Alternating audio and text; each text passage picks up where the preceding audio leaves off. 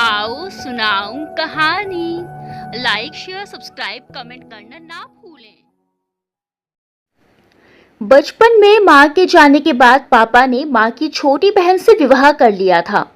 माँ के बाद अगर मैं किसी के करीब था तो वो मेरी छोटी मौसी ही थी। पर माँ के जाने के बाद जब पापा ने उनसे विवाह कर लिया तो मैं उनसे कटने लगा था। मेरी छोटी बहन के जन्म के समय ही माँ की मृत्यु हो गई थी और नानी और पापा ने मिलकर यह फैसला लिया कि आरती मौसी, जो कि तब बस 17 वर्ष की थी, उनसे पापा शादी कर लें। आखिर बिन माँ के बच्चे की परवरिश पापा के अकेले के बस की बात नहीं थी और किसी और घर के लड़की ब्याह कर आएगी तो वो बच्चों को सगी माँ जैसा प्यार कहाँ दे पाएगी। पर अगर आरती की शादी यानी कि विवेक पापा से कर दी जाती तो बच्चों शिवम 12 वर्ष और रिद्धि 1 महीने की बच्ची को माँ का प्यार मिल जाएगा। और शिवम तो वैसे भी आरती से काफी घुला मिला है। आरती को अपनी माँ की जगह देने में शिवम भी संकोच नहीं करेगा। इस तरह 17 साल की आरती मौसी अचानक से ही मेरी छोटी माँ बन गई। बड़े ही साधारण तरीके से मंदिर में बस कुछ लोगों की उपस्थिति में पापा और मौसी की शादी कर दी गई। पूरी शादी मैंने अपनी आंखों से देखी थी और इस शादी से मैं बड़ा ही नाखुश था। मेरी माँ पूर्वा आरती मौसी के पूरे 20 वर्ष बड़ी थी। जब माँ पापा का विवाह हुआ तो मौसी बस 4 वर्ष की थी। पापा ने खुद उन्हें अपने गोद में खिलाया था और आज वही मौसी मेरी माँ के रूप में मेरे सामने खड़ी थी। पापा और माँ की उम्र में ही 5 वर्ष का फासला था, जो कि पापा और मौसी के बीच पूरे 25 वर्ष का फासला था। एक 17 साल की जवान लड़की और एक 42 साल के आदमी के साथ विवाह कर दिया गया था, जो कि मेरी समझ से तो परे ही था। बहुत अकेला पड़ गया था मैं। माँ के जाने के बाद एक मौसी का ही सहारा था। वो थी ही जिनसे मैं दिल खोलकर बात कर सकता था। वो मेरी मौसी से ज्यादा मेरी दोस्त थी। आखिर 5 वर्षों का ही तो फासला था हमारे बीच। पर मौसी ने जब से छोटी माँ बनकर मेरे जीवन में प्रवेश किया था, तब से हमारे बीच बस दूरियां ही आती गई। अभी कल ही घर से मेरे पास कॉल आई कि रिद्धि, मेरी छोटी बहन जो कि सिर्फ 10 साल की है, उसको हार्ट में ब्लॉकेज है और उसको उपचार की शीघ्र ही आवश्यकता है। कॉल पापा ने की थी। वो चाहते थे कि मैं आकर रिद्धि का इलाज करवाऊं। रिद्धि मेरी लाडली छोटी बहन थी। उसके लिए तो मैं कुछ भी कर सकता था। इसीलिए बिना देर किए मैंने गोरखपुर जाना तय किया। ये बात और है कि घर की कलह से तंग आकर मैं पिछले 2 सालों से छुट्टी में भी अपने घर नहीं गया था और पढ़ाई की वजह से पिछले 6 सालों से मेरा वैसे भी घर से नाता टूट सा गया था। आज दिल्ली से लखनऊ की फ्लाइट में बैठे बैठे मैं पुरानी यादों में खो सा गया था। अभी जब टैक्सी वाले ने कॉल करके पूछा तो मैं यादों से बाहर आया। घर पहुंचने में अभी काफी वक्त था और इसी दौरान मैं अपनी पिछली जिंदगी की यादों में वापस लौट गया। मौसी या मेरी छोटी माँ आज विदा होकर हमारे घर आ चुकी थी। नाराज तो था ही मैं उनसे, अब बात भी नहीं करना चाहता था। मौसी रिद्धि को अपने गोद में लेकर पापा के साथ उनके कमरे में चली गई थी। जाते जाते मेरी नजरें एक बार मौसी की आंखों से मिल जाती हैं और मेरी नजरें एक पल को उनकी पानी भरी आंखों को देखकर उन पर ही ठहर जाती हैं। मुझे समझ नहीं आया कि ये आंसू शादी होने की खुशी में गिर रहे थे या दुख में, पर उन नजरों ने कुछ दिनों तक मुझे बहुत बेचैन कर रखा था। मौसी ने कुछ ही दिनों में घर को बहुत अच्छी तरह संभाल लिया था। रिद्धि तो उन्हें ही अपनी माँ समझने लगी थी। मैं भी बस खाना खाने के वक्त ही उनके नजरों में पड़ता था। बाकी वक्त तो घर में होकर भी उनके नजरों में नहीं आता था। पापा से कोई बात साझा करना कभी आया ही नहीं। हमेशा माँ से ही मांगा जो भी मांगा, और अब जब माँ नहीं रही तो मैं बात ही नहीं कर पाता था मौसी से। माँ की जगह इस घर में उन्होंने बखूबी ले ली थी, पर मेरे जीवन से मैंने उन्हें निकाल बाहर किया था। छोटी माँ ने बहुत कोशिश की हमारे बीच जो दोस्ती का रिश्ता था वो बरकरार रहे, पर मैंने उन्हें अपने करीब कभी आने ही नहीं दिया। 3 महीने बीत चुके थे। रिद्धि की जरूरतें तो छोटी माँ ऐसे पूरी कर देती थी जैसे वो उसकी भाषा समझती हो। मेरी और पापा की भी सारी जरूरतें चीजें हमें वक्त पर मिल जाया करती थी। पापा माँ को बेहद प्यार करते थे। लव मैरिज थी उन दोनों की। माँ के जाने के बाद वो भी काफी अकेले हो गए थे। मौसी से शादी करके उन्हें उनके बच्चों की माँ तो मिली, पर पत्नी वापस ना मिल सकी। मैं भी अब बाहर दोस्तों में ज्यादा रहने लगा था। घर में क्या चल रहा है उससे बेखबर मैं घर को भुलाने के लिए दोस्तों के साथ ही रम गया था। एक शाम में ऐसे ही अचानक घर वापस आ गया और बेधड़क किसी जरूरी काम से माँ पापा के कमरे में घुस गया। पर वहां जाकर जो मैंने देखा उसने छोटी माँ के प्रति मेरी नाराजगी को घृणा में बदल दिया। जब मैं माँ के कमरे में पहुंचा तो पापा छोटी माँ के बहुत करीब थे। ये सब देखकर मैं सकते में आ गया था। क्या बोलने आया था वो भी भूल गया और जल्दी से कमरे से बाहर निकल गया और जाकर खुद को कमरे में बंद कर लिया और घुट्टों में मुंह देकर रोने लगा। उस दिन मैंने क्या देखा था ये मुझे अगले 4 साल बाद पता लगा, जब मैं खुद उस उम्र में आया और शारीरिक परिवर्तन से जूझने लगा। उस दिन जो देखा उसने मेरी और छोटी माँ के बीच की दूरी को और बढ़ा दिया। मेरी नजरों में जो घृणा उनके लिए भरी थी उसने मुझे पापा के करीब ला दिया था और ये बात छोटी माँ भी समझ चुकी थी। वो मुझसे काफी कुछ कहना चाहती थी पर मैंने हमेशा उन्हें अनदेखा ही किया। रिद्धि अब 4.5 साल की हो गई थी और स्कूल जाने लगी थी। घर के ऐसे हालातों से परेशान होकर मैं गलत संगत में पड़ गया था और नशा और आवारागर्दी करने लगा था। एक दिन छोटी माँ ने मुझे सिगरेट पीते हुए पकड़ लिया था। उस दिन उन्होंने मुझे बहुत समझाया। एक बार के लिए तो मुझे ऐसा लगा जैसे मुझे मेरी पुरानी दोस्त वापस मिल गई हो। उस दिन हमने दोस्तों की तरह घंटों भर बातें की थी। इस घंटे भर की असर था कि कुछ महीनों तक मैंने ऐसा कुछ भी नहीं किया जो मेरी उम्र के बच्चों को नहीं करना चाहिए। इसी बीच मेरे 10वीं के बोर्ड के एग्जाम थे और मैंने उसे भी काफी अच्छे अंकों से पास कर लिया था। आगे की पढ़ाई के लिए मैंने 12वीं में एडमिशन ले लिया था। कॉलेज घर से काफी दूर था तो मैं हॉस्टल में रहने लगा। हॉस्टल में आकर मैं एक बार फिर से बिगड़ गया था और अब तो सिगरेट के साथ साथ मैंने शराब भी पीना शुरू कर दिया था। घर से तो दूर था ही, ना कोई रोकने वाला था ना ही कोई टोकने वाला। बस इस बेफिक्री की बहुत बड़ी कीमत चुकानी पड़ती। अगर मैं दिवाली में अपने घर वापस नहीं गया होता तो शायद मैं आज गोरखपुर में कोई सामान्य से कोर्स में एडमिशन लेकर पढ़ रहा होता। मैं आगे अपनी सोच में आगे बढ़ता कि ड्राइवर ने एक ढाबे पर गाड़ी रोकते हुए कहा, साहब सुबह से कुछ खाया नहीं है। सुबह आपको रिसीव करने की जल्दी में घर से बिना कुछ खाए पिए ही आ गया था। अगर आप इजाजत दें तो मैं थोड़ा नाश्ता कर लूं और अगर आप चाहें तो आप भी कुछ खा पी लें। मैंने ड्राइवर साहब से कहा, आप जाइए और कुछ खा पी लीजिए, मैं तब तक कुछ जरूरी फोन कॉल कर लेता हूँ। मैंने पापा को कॉल करके घर की स्थिति जानना चाहा, पर उनका फोन स्विच ऑफ आ रहा था। पापा का ये अक्सर का था कि वो फोन चार्ज करना भूल जाते थे, तो मैंने ज्यादा चिंता ना करते हुए इस बात को जाने दिया। फिर मैं अतीत के सागर में बह गया। दिवाली का वक्त था, कॉलेज में छुट्टियां शुरू हो गई थी। पिछली बार तो पढ़ाई का बहाना बनाकर मैं दिवाली में जाने से बच गया था, पर इस बार पापा ने सख्ती से कहा कि आना ही होगा। आखिर मैं घर चला ही गया। घर जाकर देखा तो घर बहुत ही सुंदर ढंग से सजा हुआ था। 2 दिन बाद दिवाली थी। मैं अंदर गया तो रिद्धि, जो कि अब 6 साल की हो चुकी थी, भाई भाई करते हुए मुझसे लिपट गई। उसके शोर मचाने से पापा और छोटी माँ भी बाहर आ गए। मैंने पापा के पैर छूकर उन्हें प्रणाम किया और हर बार की तरह छोटी माँ को अनदेखा कर दिया। पर इस बार छोटी माँ ने खुद से ही मेरा नाम लेकर मुझे पुकारा। छोटी माँ, शिवम कैसा है बेटा? सफर में कुछ तकलीफ तो नहीं हुई? इतना पढ़ना पड़ता है क्या रे? जो पिछली बार तू घर भी नहीं आया, पूरे 2 साल होने को आए हैं, क्या तुझे घर की याद नहीं आती? ये सब सुनकर एक बार के लिए मैंने अपनी नजर उठाकर छोटी माँ की तरफ देखा था। देखते ही दिल धक से रह गया। इतनी पतली कि बस हड्डी का ढांचा ही रह गई थी वो, और मुंह सूखा हुआ सा था। हालांकि मैं उन्हें नजर उठाकर कभी देखता नहीं था, पर इतना तो जानता था कि वो ठीक हैं, और इससे ज्यादा बुरी हालत में मैंने उन्हें पहले कभी नहीं देखा था।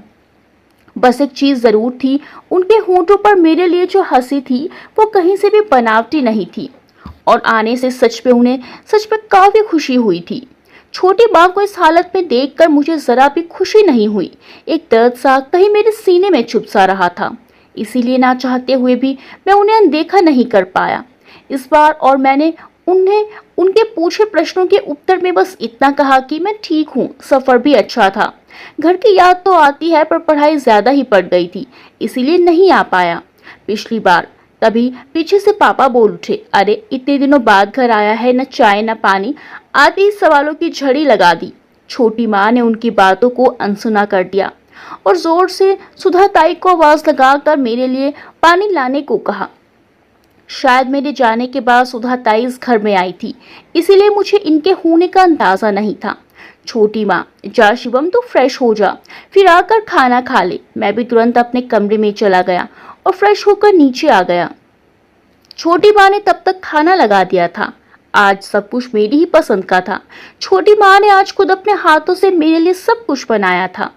रिद्धि, भैया आपको पता है माँ की तबीयत सही नहीं थी। इतने दिनों से सुधा ताई ही सबके लिए खाना बना रही थी। माँ पिछले कई दिनों से बिस्तर पर थी, पर जब से आपके वापस आने का सुना तुरंत ठीक हो गई। इतना ही नहीं, सब कुछ अपने हाथों से आपकी पसंद का बनाया है। रिद्धि ने यह सब अपने स्वाभाविक बालपन में कहा था। हालांकि उसका लहजा शिकायती था, पर सारी बात मासूमियत से भरी हुई थी। मैं भी आश्चर्य से भर गया कि मेरे लिए इतना कुछ किया छोटी माँ ने, जबकि अपने व्यवहार के बारे में सोचकर मुझे ऐसी कोई उम्मीद ही नहीं थी इन सब की। आश्चर्य के साथ ही थोड़ी सी ग्लानि भी थी मन में कि मैं उनके साथ इतना रूखा व्यवहार कर रहा हूँ। खाना खाकर तो जैसे मन को तृप्ति मिल गई। वहाँ हॉस्टल में भी अच्छा खाना ही मिलता था, पर शायद जो खाना छोटी माँ ने बनाया था उसमें उन्होंने अपना प्यार मिला दिया था, जो वो इतना स्वादिष्ट लगा मुझे। इस बात का जवाब तब तो नहीं था मेरे पास। जब आज सोचता हूँ तो यही लगता है कि जरूर प्यार ही मिलाया होगा अपना उन्होंने, तभी ऐसे तृप्ति हुई थी मन को। मैं और आगे कुछ सोचता कि इतने में ड्राइवर साहब आ गए और एक बार फिर मेरे विचारों को विराम मिल गया। उनके आते ही मैं आगे के सफर पर चल दिया था। सफर पर आगे बढ़ते ही मैं फिर गुम हो गया अपनी पुरानी यादों में। खाना खाकर मैं अपने दोस्तों से मिलने चला गया और शाम को वापस आया। घर में दिवाली की तैयारियां चल रही थी। मैं अंदर गया तो मुझे देखते ही पापा ने मुझे अपने पास बुला लिया। रिद्धि, जो शायद उनसे कोई जिद कर रही थी, मेरे आने के बाद बड़ी आशा से मुझे देखने लगी। पापा ने मुझसे कहा कि रिद्धि बहुत देर से पटाखे खरीदने की जिद कर रही है। मैं अभी कचहरी से आया हूँ और काफी थक गया हूँ, इसीलिए तुम रिद्धि को लेकर पटाखे लेने चले जाओ। मैं भी मान गया और रिद्धि के साथ जाकर ढेर सारे पटाखे खरीदे। साथ ही जग्गू हलवाई की दुकान पर जाकर समोसे जलेबी भी खाए। मैं रिद्धि से बात करता जा रहा था। काफी अच्छी परवरिश दी थी छोटी माँ ने उसे। इस बार क्लास में फर्स्ट आई थी, वो भी उसने बताया। मन को विश्वास नहीं था कि सच में वो इतनी अधिक अच्छी है पढ़ने में, तो मैंने अपने क्लास के लेवल के कुछ प्रश्न उससे पूछे, जिसका जवाब पलक झपकने के साथ ही उसने दे दिया। मन खुश हो गया तो मैंने उससे पूछा कि क्या स्कूल में इतनी अच्छी पढ़ाई होती है। नहीं नहीं, मुझे तो माँ पढ़ाती है। ये सुनकर मेरे अहम को थोड़ी ठेस पहुंची, क्योंकि मेरा मन ये मानने को राजी न था कि छोटी माँ वास्तविकता में रिद्धि को योग्य बनाने के लिए इतना प्रयासरत हैं। मैंने अपने विचार को सही सिद्ध करने के लिए मैंने रिद्धि से 5वीं कक्षा के गणित के कठिन प्रश्न पूछ डाले। मैं पूरी तरह आश्वस्त था कि पहली कक्षा की बच्ची 5वीं कक्षा के जटिल गणित के प्रश्नों को तो किसी भी हालत में हल नहीं कर पाएगी, पर मुझे पूरी तरह आश्चर्यचकित करते हुए उसने 1 मिनट से भी कम समय में उन प्रश्नों के उत्तर मुंहज़बानी मुझे दे दिए और मैं बस उसका मुंह देखता रह गया। 1-2 मिनट तो मुझे शौक से बाहर आने में ही लग गए। सच में छोटी माँ ने रिद्धि की पढ़ाई पर बहुत अधिक ध्यान दिया था। मेरा अहम वहीं चकनाचूर हो गया और मैंने रिद्धि से पूछा कि वो बड़ी होकर क्या बनना चाहती है, तो उसने झट से कहा, भाई मैं ना बड़ी होकर पायलट बनना चाहती हूँ। मैंने भी पूछा कि पायलट ही क्यों, कुछ और, जैसे डॉक्टर या इंजीनियर या टीचर क्यों नहीं? तो उसने कहा, भाई मैंने माँ से पूछा था कि अगर मुझे आसमान में उड़ना है तो मुझे क्या करना होगा? तो माँ ने कहा, मुझे खूब पढ़ना होगा और पायलट बनना होगा। हमारे परिवार में लड़कियों को उच्च शिक्षा दिलाने का कोई रिवाज नहीं है। माँ भी बस 10वीं तक ही पढ़ी थी। पापा भी लड़कियों की शिक्षा के कोई मजबूत पक्षधर नहीं थे। इसी बीच मुझे याद आया कि छोटी माँ ने भी तो इंटरमीडिएट टॉप किया था और वो इंजीनियर बनना चाहती थी, जिसके लिए उन्होंने इंजीनियरिंग की प्रवेश परीक्षा भी दी थी। फिर माँ की मृत्यु हो गई और उसके बाद क्या हुआ क्या नहीं, मैं नहीं जानता। मैं बेचैन हो गया था ये जानने के लिए कि क्या हुआ था आखिर। माँ की मौत के बाद क्यों छोटी माँ ने अपनी आगे की पढ़ाई नहीं की थी? अपने इस सवाल का जवाब मुझे सिर्फ छोटी माँ से ही मिल सकता था। इसीलिए मैं रिद्धि को लेकर घर वापस आ गया। रिद्धि जाकर पापा और छोटी माँ को पटाखे दिखाने लगी। जितनी जल्दी में मैं घर आया था उतनी ही जल्दी में मैंने छोटी माँ से कुछ पूछने का विचार त्याग दिया। माँ के चेहरे की खुशी देखकर मेरा उस वक्त कुछ पूछने का दिल ही नहीं हुआ। दिवाली आ चुकी थी और हम सब ने मिलकर पूजा की। फिर मैंने और रिद्धि ने मिलकर सारे पटाखे छुड़ाए। रात ज्यादा नहीं हुई थी तो मैं अपने दोस्तों के घर उनसे मिलने चला गया। दोस्तों ने वहां मुझे शराब पिला दी। पीता तो मैं था ही, शराब देखकर मन में तलब भी जागने लगी। घर आने के बाद मैंने भी पी नहीं थी तो दोस्तों के जोर देने पर भी मैं मान गया। रात की यही कोई 12-1 बज रही थी। मैं चुपके चुपके घर में प्रवेश कर रहा था। दोस्तों के कहने पर मैंने जोश जोश में पी तो ली थी, पर पापा के डर से मैं घर जाने का साहस नहीं जुटा पा रहा था। अतः जब रात्रि की सभा समाप्त हो गई तो मुझे भी घर लौटना पड़ा। पहले थोड़ी देर तक तो मैं बाहर ही चहलकदमी करता रहा, पर फिर मैंने रसोई घर की खिड़की से अंदर जाने का निश्चय किया। मैं अंदर आ ही रहा था कि किसी ने मेरा हाथ कसकर पकड़ लिया। मैं तो हैरान ही रह गया था, पर जब देखा कि कौन है तो थोड़ी राहत मिली। छोटी माँ ने मेरा हाथ पकड़ रखा था और विस्मय से मेरी तरफ निहार रही थी। उन्होंने मुझे अंदर की तरफ खींचा और मुझे अंदर करके खिड़की का दरवाजा बंद कर दिया। अब तक मेरे चेहरे और मेरे पास से आती शराब की महक से उन्हें यह पता लग चुका था कि मैं शराब पीकर घर आया हूँ। माँ को अंदाजा हो गया था कि मैंने शराब पी हुई है, और ये भी कि मेरे रसोई की खिड़की से घर में चोरी छुपके आने का क्या कारण है।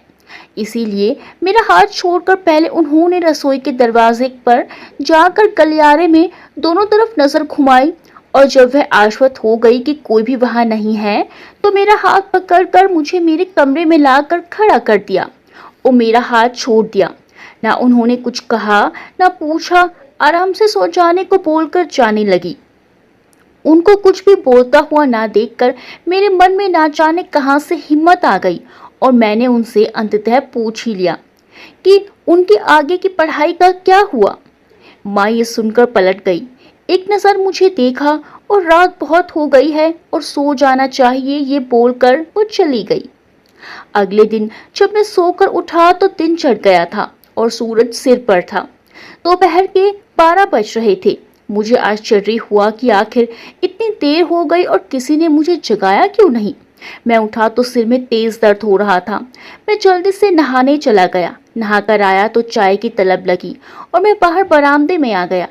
बाहर आकर देखा तो सुधा ताई छत से नीचे आ रही थी, पर उनके सिवा मुझे कोई नजर नहीं आया। तो मैं उन्हीं से पूछ बैठा कि घर के सारे लोग कहाँ हैं, कोई दिखाई क्यों नहीं दे रहा है। तब सुधा ताई ने बताया कि मालकिन, छोटी माँ को बहुत तेज बुखार था। रात से ही वो बुखार में तपती रही। आज सुबह जब हालत ज्यादा नाजुक हो गई तो बड़े पापा उन्हें हॉस्पिटल ले गए हैं। मैंने पूछा, रिद्धि कहाँ है? तो सुधा ताई ने जवाब दिया कि उन्हें साहब ने श्वेता बिटिया के घर भेज दिया है। अब ये श्वेता बिटिया कौन है, मैं क्या जानूं। तो मैंने असमंजस्य में उन्हें देखा। तब सुधा ताई ने बताया कि वही 4 घर छोड़कर रहती हैं, पड़ोसी हैं हमारी, बड़ी लायक बच्ची हैं। मैं थोड़ा संतुष्ट हुआ। फिर मैंने पूछा कि माँ की क्या खबर है। तो सुधा ताई ने बताया कि डॉक्टर ने उन्हें दवा दे दी है, पर फिलहाल वही हॉस्पिटल में ही भर्ती कर रखा है। शाम तक वो आ जाएंगी। ये सुनकर मन निश्चिंत हुआ, पर दिमाग अभी ये सोच रहा था कि कल रात ऐसा क्या हुआ जो वो बीमार हो गई। रात को जब मैं मिला था तब तक तो ठीक ही थी। इसका जवाब तो छोटी माँ ही दे सकती थी। तो मैं शाम होने का इंतजार करता रहा। शाम को पापा छोटी माँ को लेकर घर आ गए, पर उन्हें लेकर सीधा अपने कमरे में चले गए। इसीलिए तब मैं छोटी माँ से ना मिल पाया, ना ही कोई बात ही कर पाया। अगले दिन मैं जल्दी ही उठ गया। रिद्धि रात को भी घर नहीं आई, बल्कि श्वेता के घर ही सो गई थी। सुबह उठा तो देखा छोटी माँ तुलसी जी को जल चढ़ा रही थी। मैं तुरंत उनकी तरफ बढ़ गया कि तभी पापा भी आ गए। वो शायद आज शहर से बाहर जा रहे थे और अगले दिन शाम तक वापस आने वाले थे, तो जल्दी जाने के लिए जल्दी ही उठ गए थे। मैंने पापा को प्रणाम किया और उनके पैर छुए। पापा ने मेरे सर पर हाथ रखकर खूब तरक्की करने का आशीर्वाद दिया। पापा ने मुझसे ये भी कहा कि उनके पीछे घर का सही से ख्याल रखूं। मैंने उन्हें आश्वस्त किया और फिर वो सफर के लिए निकल गए। तब तक माँ अंदर रसोई में जा चुकी थी। मैं उनके पीछे रसोई तक गया, पर वहाँ सुधा ताई भी थी, तो बिना कुछ बोले मैं वापस आ गया।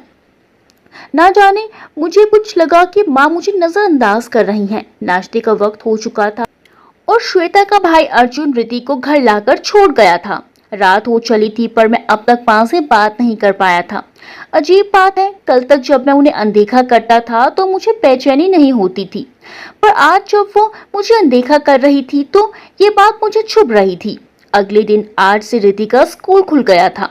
वो स्कूल जा चुकी थी। सुधा ताई को घर का कुछ जरूरी सामान लाना था, तो मैंने सही मौका जानकर माँ से बात करने का सोचा। मैं माँ के कमरे में बिना खटखटाए ही घुस गया। माँ बिस्तर पर बैठकर कुछ कपड़े तय कर रही थी। मुझे अंदर आता हुआ देखकर भी कुछ नहीं कहा। मैं जाकर उनके सामने कुर्सी पर बैठ गया और अंततः उनसे पूछ ही बैठा कि उनकी तबीयत कैसी है। माँ ने बड़ी बेरुखी से कहा, कल से तुम भी देख रहे हो कि मैं ठीक हूँ, तो ये पूछना तो तुम यहाँ आए नहीं हो।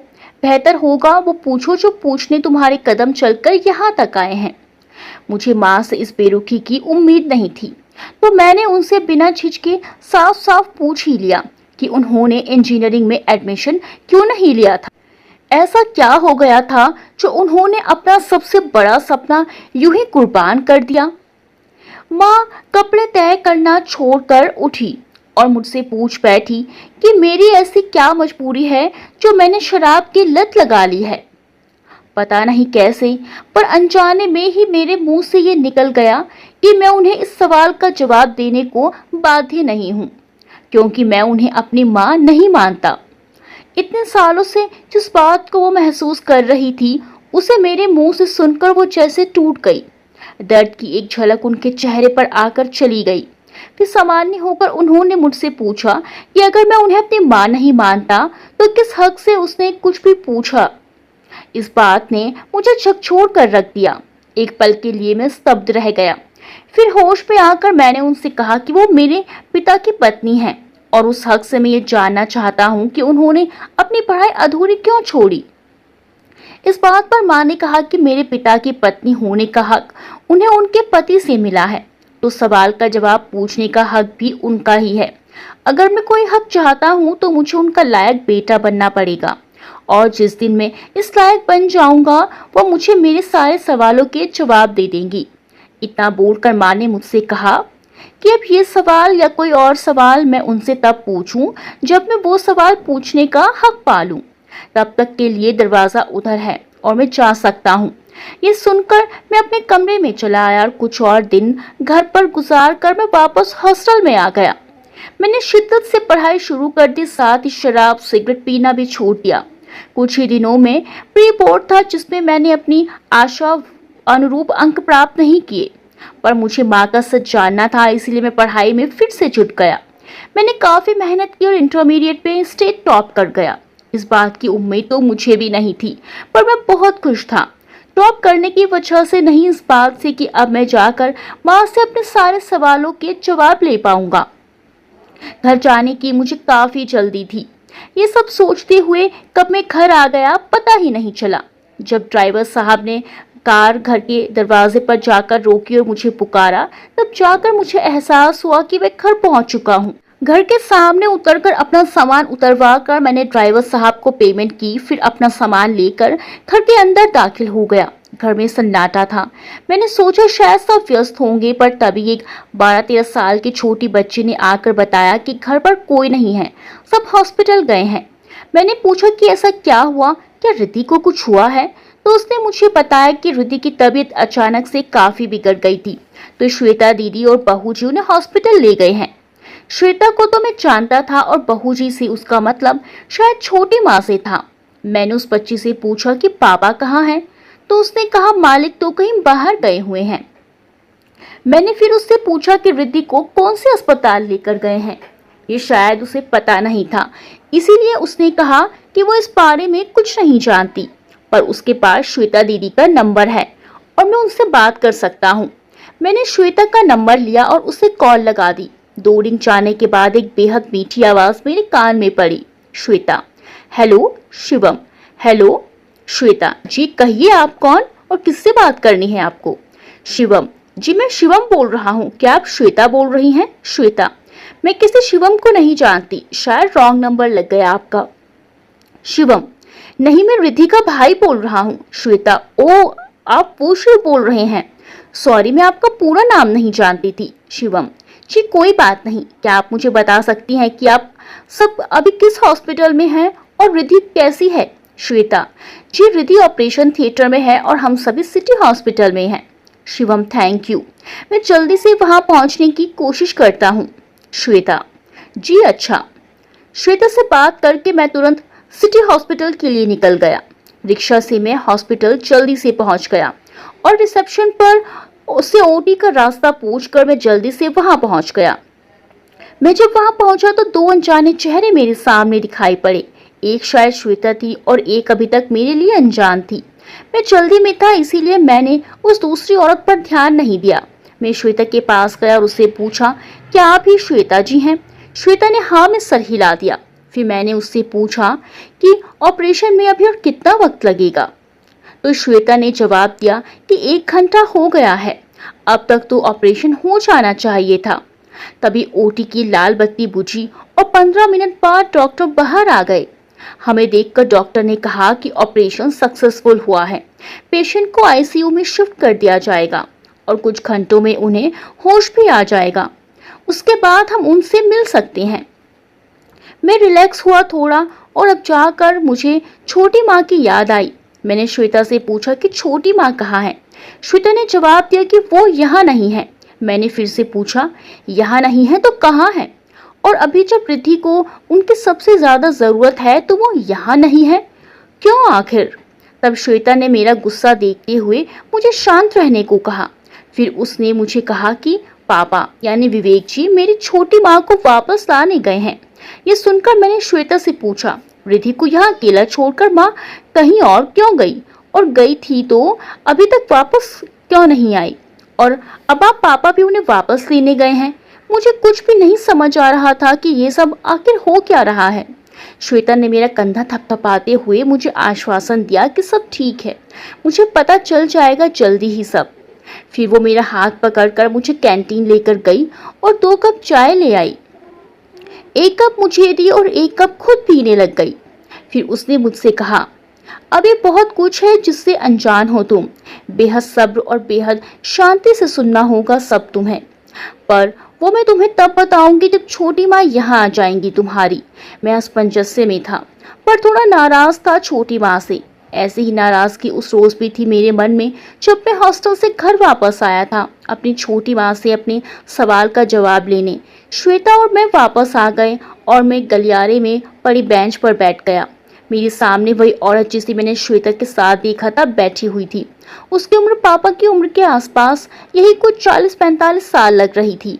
पर एक बात मुझे अजीब लगी कि उसने पूरा श्रृंगार कर रखा था, जैसे कि अभी अभी शादी हुई हो और वो नई नवेली दुल्हन हो। खैर, मैंने उनसे अपनी नजरें हटाई और पुरानी बातों को सोचने लगा। मैं घर वापस आया, पर मेरे आने से इस बार पिछली बार जैसी खुशी नहीं थी। माँ और पापा के बीच तनाव का माहौल मुझे साफ दिखाई दे रहा था, पर मेरे सामने सब खुश होने का दिखावा कर रहे थे। मैंने माँ के पास जाकर अपने सवाल का जवाब लेने की भी कोशिश की, पर उन्होंने मुझे ये कहकर टाल दिया कि अभी वो वक्त नहीं आया है कि वो मेरे सवालों के जवाब दें। फिलहाल मुझे अपनी आगे की जिंदगी के बारे में सोचना चाहिए और इसीलिए पापा ने एक फैसला किया है कि मैं जाकर पूरी छुट्टियों में इंजीनियरिंग के एंट्रेंस एग्जाम की तैयारी करूं और उसे अच्छे अंकों के साथ पास करके अपनी आगे की पढ़ाई करूं। जिस दिन मैं इंजीनियरिंग पूरी करके और एक अच्छी जॉब लेकर घर आऊंगा, उस दिन वो मुझे सब कुछ बताएंगी। मैं ये सुनकर कितना नाराज हो गया था। इंजीनियर बनना कभी भी मेरा सपना नहीं था और ना ही मैं अपने सवालों के बदले एक और शर्त के लिए तैयार था। गुस्से में मैंने जाकर अपना सामान बांधा और पापा के पास जाकर उनसे सारी बात की। फिर अगले दिन शाम को दिल्ली के लिए निकल गया।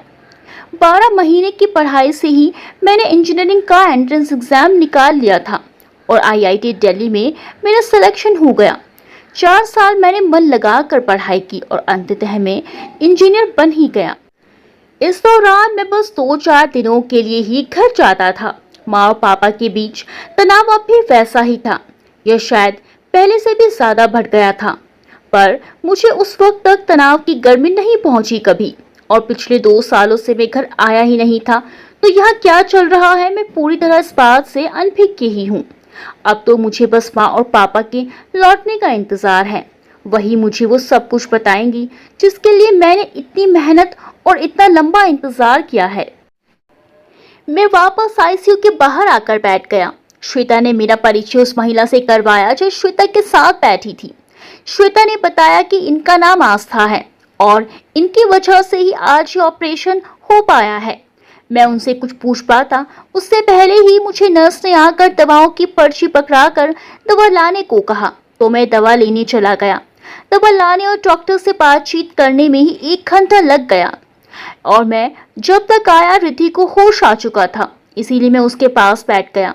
श्वेता और आस्था जी घर वापस जा चुके थे। मुझे देखकर रिद्धि बहुत खुश हो गई थी, पर साथ ही वो थोड़ी उदास भी थी। वो मुझे कुछ बताना चाह रही थी, पर तभी आईसीयू के अंदर छोटी माँ और पापा दाखिल हुए। मैंने जब छोटी माँ को देखा तो ना जाने क्यों मेरे मुंह से अचानक ही ये सवाल निकल गया कि अब वो क्या करने आई हैं और क्या उन्हें अपनी जिम्मेदारी का कोई एहसास है या नहीं। मेरे मुंह से ये सुनते ही छोटी माँ का चेहरा पीला पड़ गया था। वो पापा मुझे डांटते हुए बोले कि मैं इस तरह से अपनी माँ से बात ना करूं।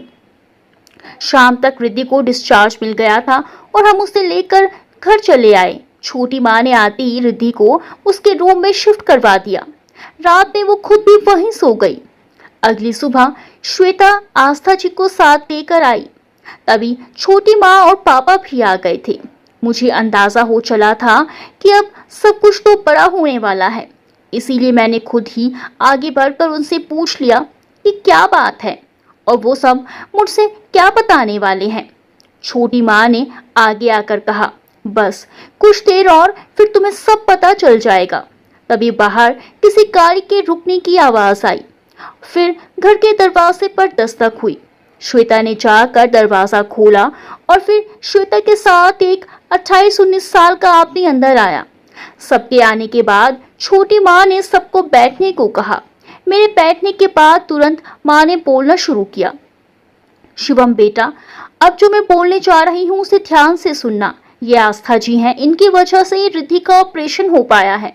इनकी बेटी और पति की भी अभी 4 दिन पहले ही आपके पापा जी की कार की वजह से मृत्यु हो चुकी है। इनकी बेटी शिक्षा का हार्ट ट्रांसप्लांट किया गया है रिद्धि को।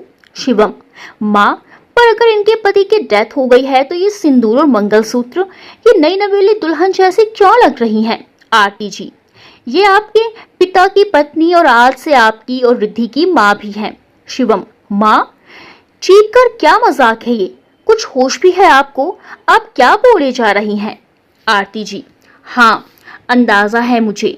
शिवम, फिर आप ऐसी बातें कैसे कर सकती हैं आरती जी? यही सच है बेटा, रिद्धि को एक स्वस्थ हार्ट की जरूरत थी, पर उसके रेयर ए ब्लड ग्रुप का स्वस्थ हार्ट नहीं मिल पा रहा था। उसी बीच विवेक जी की कार से आस्था जी की पति और बेटी की कार का एक्सीडेंट हो गया। आरती जी के पति अनुकल्प जी की वहीं तुरंत डेथ हो गई थी, जबकि उनकी बेटी अपनी जिंदगी के लिए संघर्ष कर रही थी। विवेक जी ने जल्दी से कार से उतरकर इन दोनों को और लोगों की हेल्प से तुरंत हॉस्पिटल पहुंचाया, पर 2 दिन पहले इनकी बेटी शिक्षा की भी डेथ हो गई। पुलिस ने विवेक जी को एक्सीडेंटली मर्डर के आरोप में गिरफ्तार कर लिया और अपने साथ ले गई थी। तभी अचानक से रिद्धि की तबीयत बिगड़ने लगी थी। हम उसे हॉस्पिटल लेकर आए। यहाँ डॉक्टर ने बताया कि आस्था जी की बेटी शिक्षा का हार्ट हम रिद्धि को ट्रांसप्लांट कर सकते हैं। पर किस मुंह से मैं जाकर आस्था जी से कहती कि जिस इंसान ने आपसे आपका सब कुछ छीन लिया है, उसके बेटी को आप अपनी बेटी का हार्ट डोनेट कर दें। पर मुझे अपनी रिद्धि को भी बचाना था, इसीलिए मैं आस्था जी के पास दौड़ी चली गई। वो अपनी बेटी के मृतदेह के पास बेसुध सी बैठी हुई थी, बिल्कुल निर्जीव और निष्प्राण सी। सफेद साड़ी में लिपटी हुई, खुले बालों में वो अत्यंत भयावह लग रही थी। मैं गई तो अपनी बच्ची के लिए दया की भीख मांगने, पर उनको ऐसी हालत में देखकर मेरी आवाज ही नहीं निकली। पर मैं चाहकर भी वापस नहीं जा सकती थी। हिम्मत जुटाकर मैं उनके पास गई और उन्हें अपने गले से लगा लिया। इसके आगे मैं क्या सांत्वना उन्हें देती, मैं नहीं समझ पा रही थी। पर रोने के लिए एक कंधा पाकर आस्था जी सिसक सिसक कर रो पड़ी। कुछ देर बाद जब उनका रोना बंद हुआ तो वो मुझसे अलग होकर मुझसे पूछ बैठी कि मैं कौन हूँ। पर फिर वो मुझे पहचान गई और अगले ही पल वो चंडी की तरह अत्यंत क्रोध में आ गई। उन्होंने मुझे खुद से दूर करते हुए कहा कि मैं वहां से चली जाऊं, पर मैं कहीं नहीं गई। आस्था जी फिर से रोने लगी और मुझे कमरे से बाहर निकाल दिया। जब डॉक्टर आए तो फिर मैं अंदर दाखिल हो गई। मैंने आस्था जी से विवेक जी की गलती की माफी मांगी। मैंने उन्हें बताया कि गलती विवेक जी की भी नहीं है। विवेक जी की गाड़ी के सामने से ट्रक आ रही थी। उसे खुद को बचाने की कोशिश में उन्होंने अपनी कार को दूसरी साइड टर्न किया और स्पीड में होने की वजह से विवेक जी की कार अनुकल्प जी की कार से टकरा गई थी और यह हादसा हो गया। विवेक जी को भी काफी चोट आई थी। फिर भी खुद की परवाह ना करते हुए वो गाड़ी से उतरकर अनुकल्प जी और शिक्षा को लेकर हॉस्पिटल आए। मेरे इतना बोलती ही आस्था जी बोल पड़ी, मैं नहीं मानती कि ये सिर्फ हादसा है। मेरे लिए आपके पति ही दोषी हैं। मैं नहीं जानती कि आपके पति ने मेरे पति और बेटी को हॉस्पिटल पहुंचाया या नहीं, पर इतना जरूर पता है कि उन दोनों की मृत्यु की जिम्मेदारी उन पर है। उनकी कार से टकराई थी अनुकल्प की कार। स्पीड में आपके पति की कार थी, क्योंकि अनुकल्प जी नियमों का बेहद पालन करते हैं और वो कभी भी ओवर स्पीडिंग नहीं कर सकते थे। अरे वो तो कार चलाने से भी डरते थे। उनके कार की स्पीड हमेशा 50 किलोमीटर पर ही होती थी। इसलिए अगर कोई जिम्मेदार है तो वो आपके पति हैं। बेहद बड़े वकील है ना वो शहर के। मैं भी देखती हूँ कौन उनको फांसी पर चढ़ने से बचाता है। आरती जी, प्लीज आस्था जी, ऐसा मत कहिए। मेरे पति की गलती है कि वो ओवर स्पीडिंग कर रहे थे, पर उन्होंने आपके पति और बच्ची को नहीं मारा। सारी गलती उस ट्रक ड्राइवर की ही थी। वो ही चलती ट्रक से कूद गया और ट्रक को आगे बढ़ता हुआ छोड़ दिया। आस्था जी, कैसे मान लूं मैं? क्या सबूत है आपके पास? या आप सिर्फ ट्रक ड्राइवर की आड़ में कुछ भी कहानी सुनाकर बस अपने पति को बचाना चाहती हैं? आरती जी, मैं लेकर आऊंगी सबूत, पर आपसे एक विनती है मेरी। आस्था जी, कैसे विनती? आरती जी, मेरी बच्ची के हार्ट में ब्लॉकेज है। उसे एक स्वस्थ हृदय की जरूरत है। हमने बेहद कोशिश की कि उसके लिए डोनर मिल जाए, पर ऐसा हुआ नहीं। पर आपकी बेटी शिक्षा का हार्ट मेरी बेटी के लिए 85% तक उचित है। अगर आप अपनी बेटी शिक्षा का हृदय मेरी बेटी को दान कर दें तो आपका ये एहसान मैं कभी नहीं भूलूंगी। आस्था जी, कितनी स्वार्थी हैं आप। मेरी बेटी के शव के सामने आप ऐसी बातें भी कर सकती हैं। घिन आ रही है ये सोचकर भी मुझे। आरती जी, क्या करूं मैं? मेरी बच्ची वहां जिंदगी और मौत से लड़ रही है। भगवान ने एक उम्मीद की किरण दिखाई है आपके रूप में, तो मैं कैसे उस उम्मीद को टूटने दूं? आप मुझे घटिया, बेशर्म या जो कुछ भी समझना चाहती हैं बेशक समझिए, पर प्लीज मेरी बच्ची को बचा लीजिए। आपने अभी अभी अपनी बच्ची खोई है। मेरी तकलीफ आप समझ सकती हैं। क्या आपने शिक्षा को बचाने की पूरी कोशिश नहीं की थी? फिर मैं कैसे कोशिश ना करूं अपनी बच्ची को बचाने की? आप जो चाहें मुझसे मांग लीजिए, पर मेरी बच्ची को बचा लीजिए। आस्था जी, अगर ये साबित हो गया कि आपके पति की कोई गलती नहीं थी और वो निर्दोष हैं, तो मैं ये ज़रूर सोचूंगी कि मुझे शिक्षा का हार्ट डोनेट करना भी है या नहीं। फिलहाल मैं शिक्षा का हार्ट सुरक्षित रखवा सकती हूँ, पर आपके पास सिर्फ आज रात 12 बजे तक का समय है और अभी शाम के 4 बज रहे हैं। अब आप देख लीजिए आपको क्या करना है। ये सब बोलकर आस्था जी ने डॉक्टरों से शिक्षा के हार्ट डोनेशन का प्रोसेस पूछकर कहा और उनसे ऑपरेशन करके हार्ट को सुरक्षित रखने को आरती जी, जिन्हें जल्द से जल्द विवेक जी की बेगुनाही का सबूत लाकर आस्था जी को दिखाना था, वो श्वेता और अर्जुन को और रिद्धि की देखभाल के लिए छोड़कर विवेक जी के पास उनके एक्सीडेंट स्पॉट पर सच जानने को पहुंच गई। विवेक जी एक इज्जतदार और गोरखपुर के जाने माने वकील थे। वो खुद भी जानते थे कि वो निर्दोष हैं और उन्हें निर्दोष साबित भी किया जा सकता है।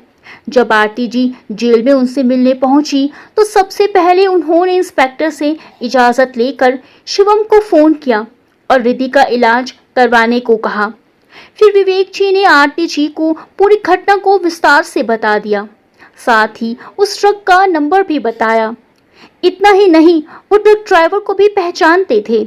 इंस्पेक्टर भी विवेक जी को बेहद अच्छे से जानते थे और उन्हें भी विवेक जी पर पूरा विश्वास था। जब विवेक जी ने उन्हें ट्रक ड्राइवर के बारे में बताया तो इंस्पेक्टर ने स्केच आर्टिस्ट को बुलाकर ड्राइवर का स्केच बनवाया। फिर अपने स्टाफ को इस स्केच वाले आदमी को ढूंढने का आदेश दिया, पर आरती जी पुलिस के सहारे नहीं बैठना चाहती थी। वो कैसे भी करके सीसीटीवी फुटेज को हासिल करना चाहती थी। इंस्पेक्टर ने एक्सीडेंट स्पॉट पर रोड पर लगाए जाने वाले सीसीटीवी फुटेज को ढूंढने की कोशिश की थी, पर वो किसी ने डिलीट कर दी थी। वहां मौजूद कोई भी आईटी स्पेशलिस्ट वो फुटेज रिकवर नहीं कर पा रहा था। अभी फिलहाल बाहर से किसी एक्सपर्ट को बुलाकर फुटेज रिकवर कर पाने में 2-3 दिन का वक्त लग जाता। आरती जी के पास इतना वक्त नहीं था। अब तक शाम के 7 बज चुके थे। हार कर उन्होंने अभय सिंह को कॉल कर दी। अभय ने तुरंत कॉल रिसीव कर ली। जैसे ही उसे विवेक जी और रिद्धि के बारे में पता चला, वो तुरंत 30 मिनट में आरती जी के पास पुलिस स्टेशन पहुंच गया। आरती जी को देखकर वो उनके पास चला गया और उनका हाथ पकड़कर सब कुछ ठीक करने का आश्वासन दिया। फिर उसने इंस्पेक्टर से बात करके वो फुटेज देखने की बात कही। इन सब के प्रोसेस में रात के 10 बज गए थे। तब तक इंस्पेक्टर पांडे जी ने भी अपनी टीम के साथ उस ड्राइवर को पकड़ लिया था।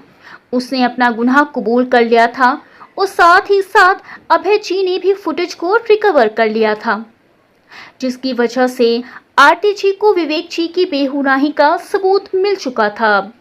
विवेक जी भी निर्दोष साबित हो गए थे, पर कुछ कानूनी कार्रवाई को पूरी करने के लिए उन्हें वहीं रुकना पड़ा था। आरती जी पुलिस स्टेशन से निकलकर हॉस्पिटल जाने के लिए रिक्शा ढूंढ रही थी, पर कोई रिक्शा नहीं मिल पा रहा था। 12 बजने में अब सिर्फ 40 मिनट बचे थे और वो बेहद परेशान थी। तभी अभय जी ने उनको अपने साथ हॉस्पिटल चलने की पेशकश की। आरती जी थोड़ा झिझकती, पर फिर वो अभय जी के साथ जाकर गाड़ी में बैठ गई। फिर अभय से कार जल्दी चलाने को कहा। अब सिर्फ 20 मिनट बचे थे। कार हॉस्पिटल के सामने रुकती ही उन्होंने जल्दी से अपनी तरफ का दरवाजा खोला और बिना कुछ कहे सुने आईसीयू की तरफ दौड़ गई। वो जानती थी कि आस्था जी उन्हें वहीं मिलेंगी। आखिरकार वो 12 बजे तक आस्था जी के पास पहुंच गई और आस्था जी को सारे सबूत दिखा दिए।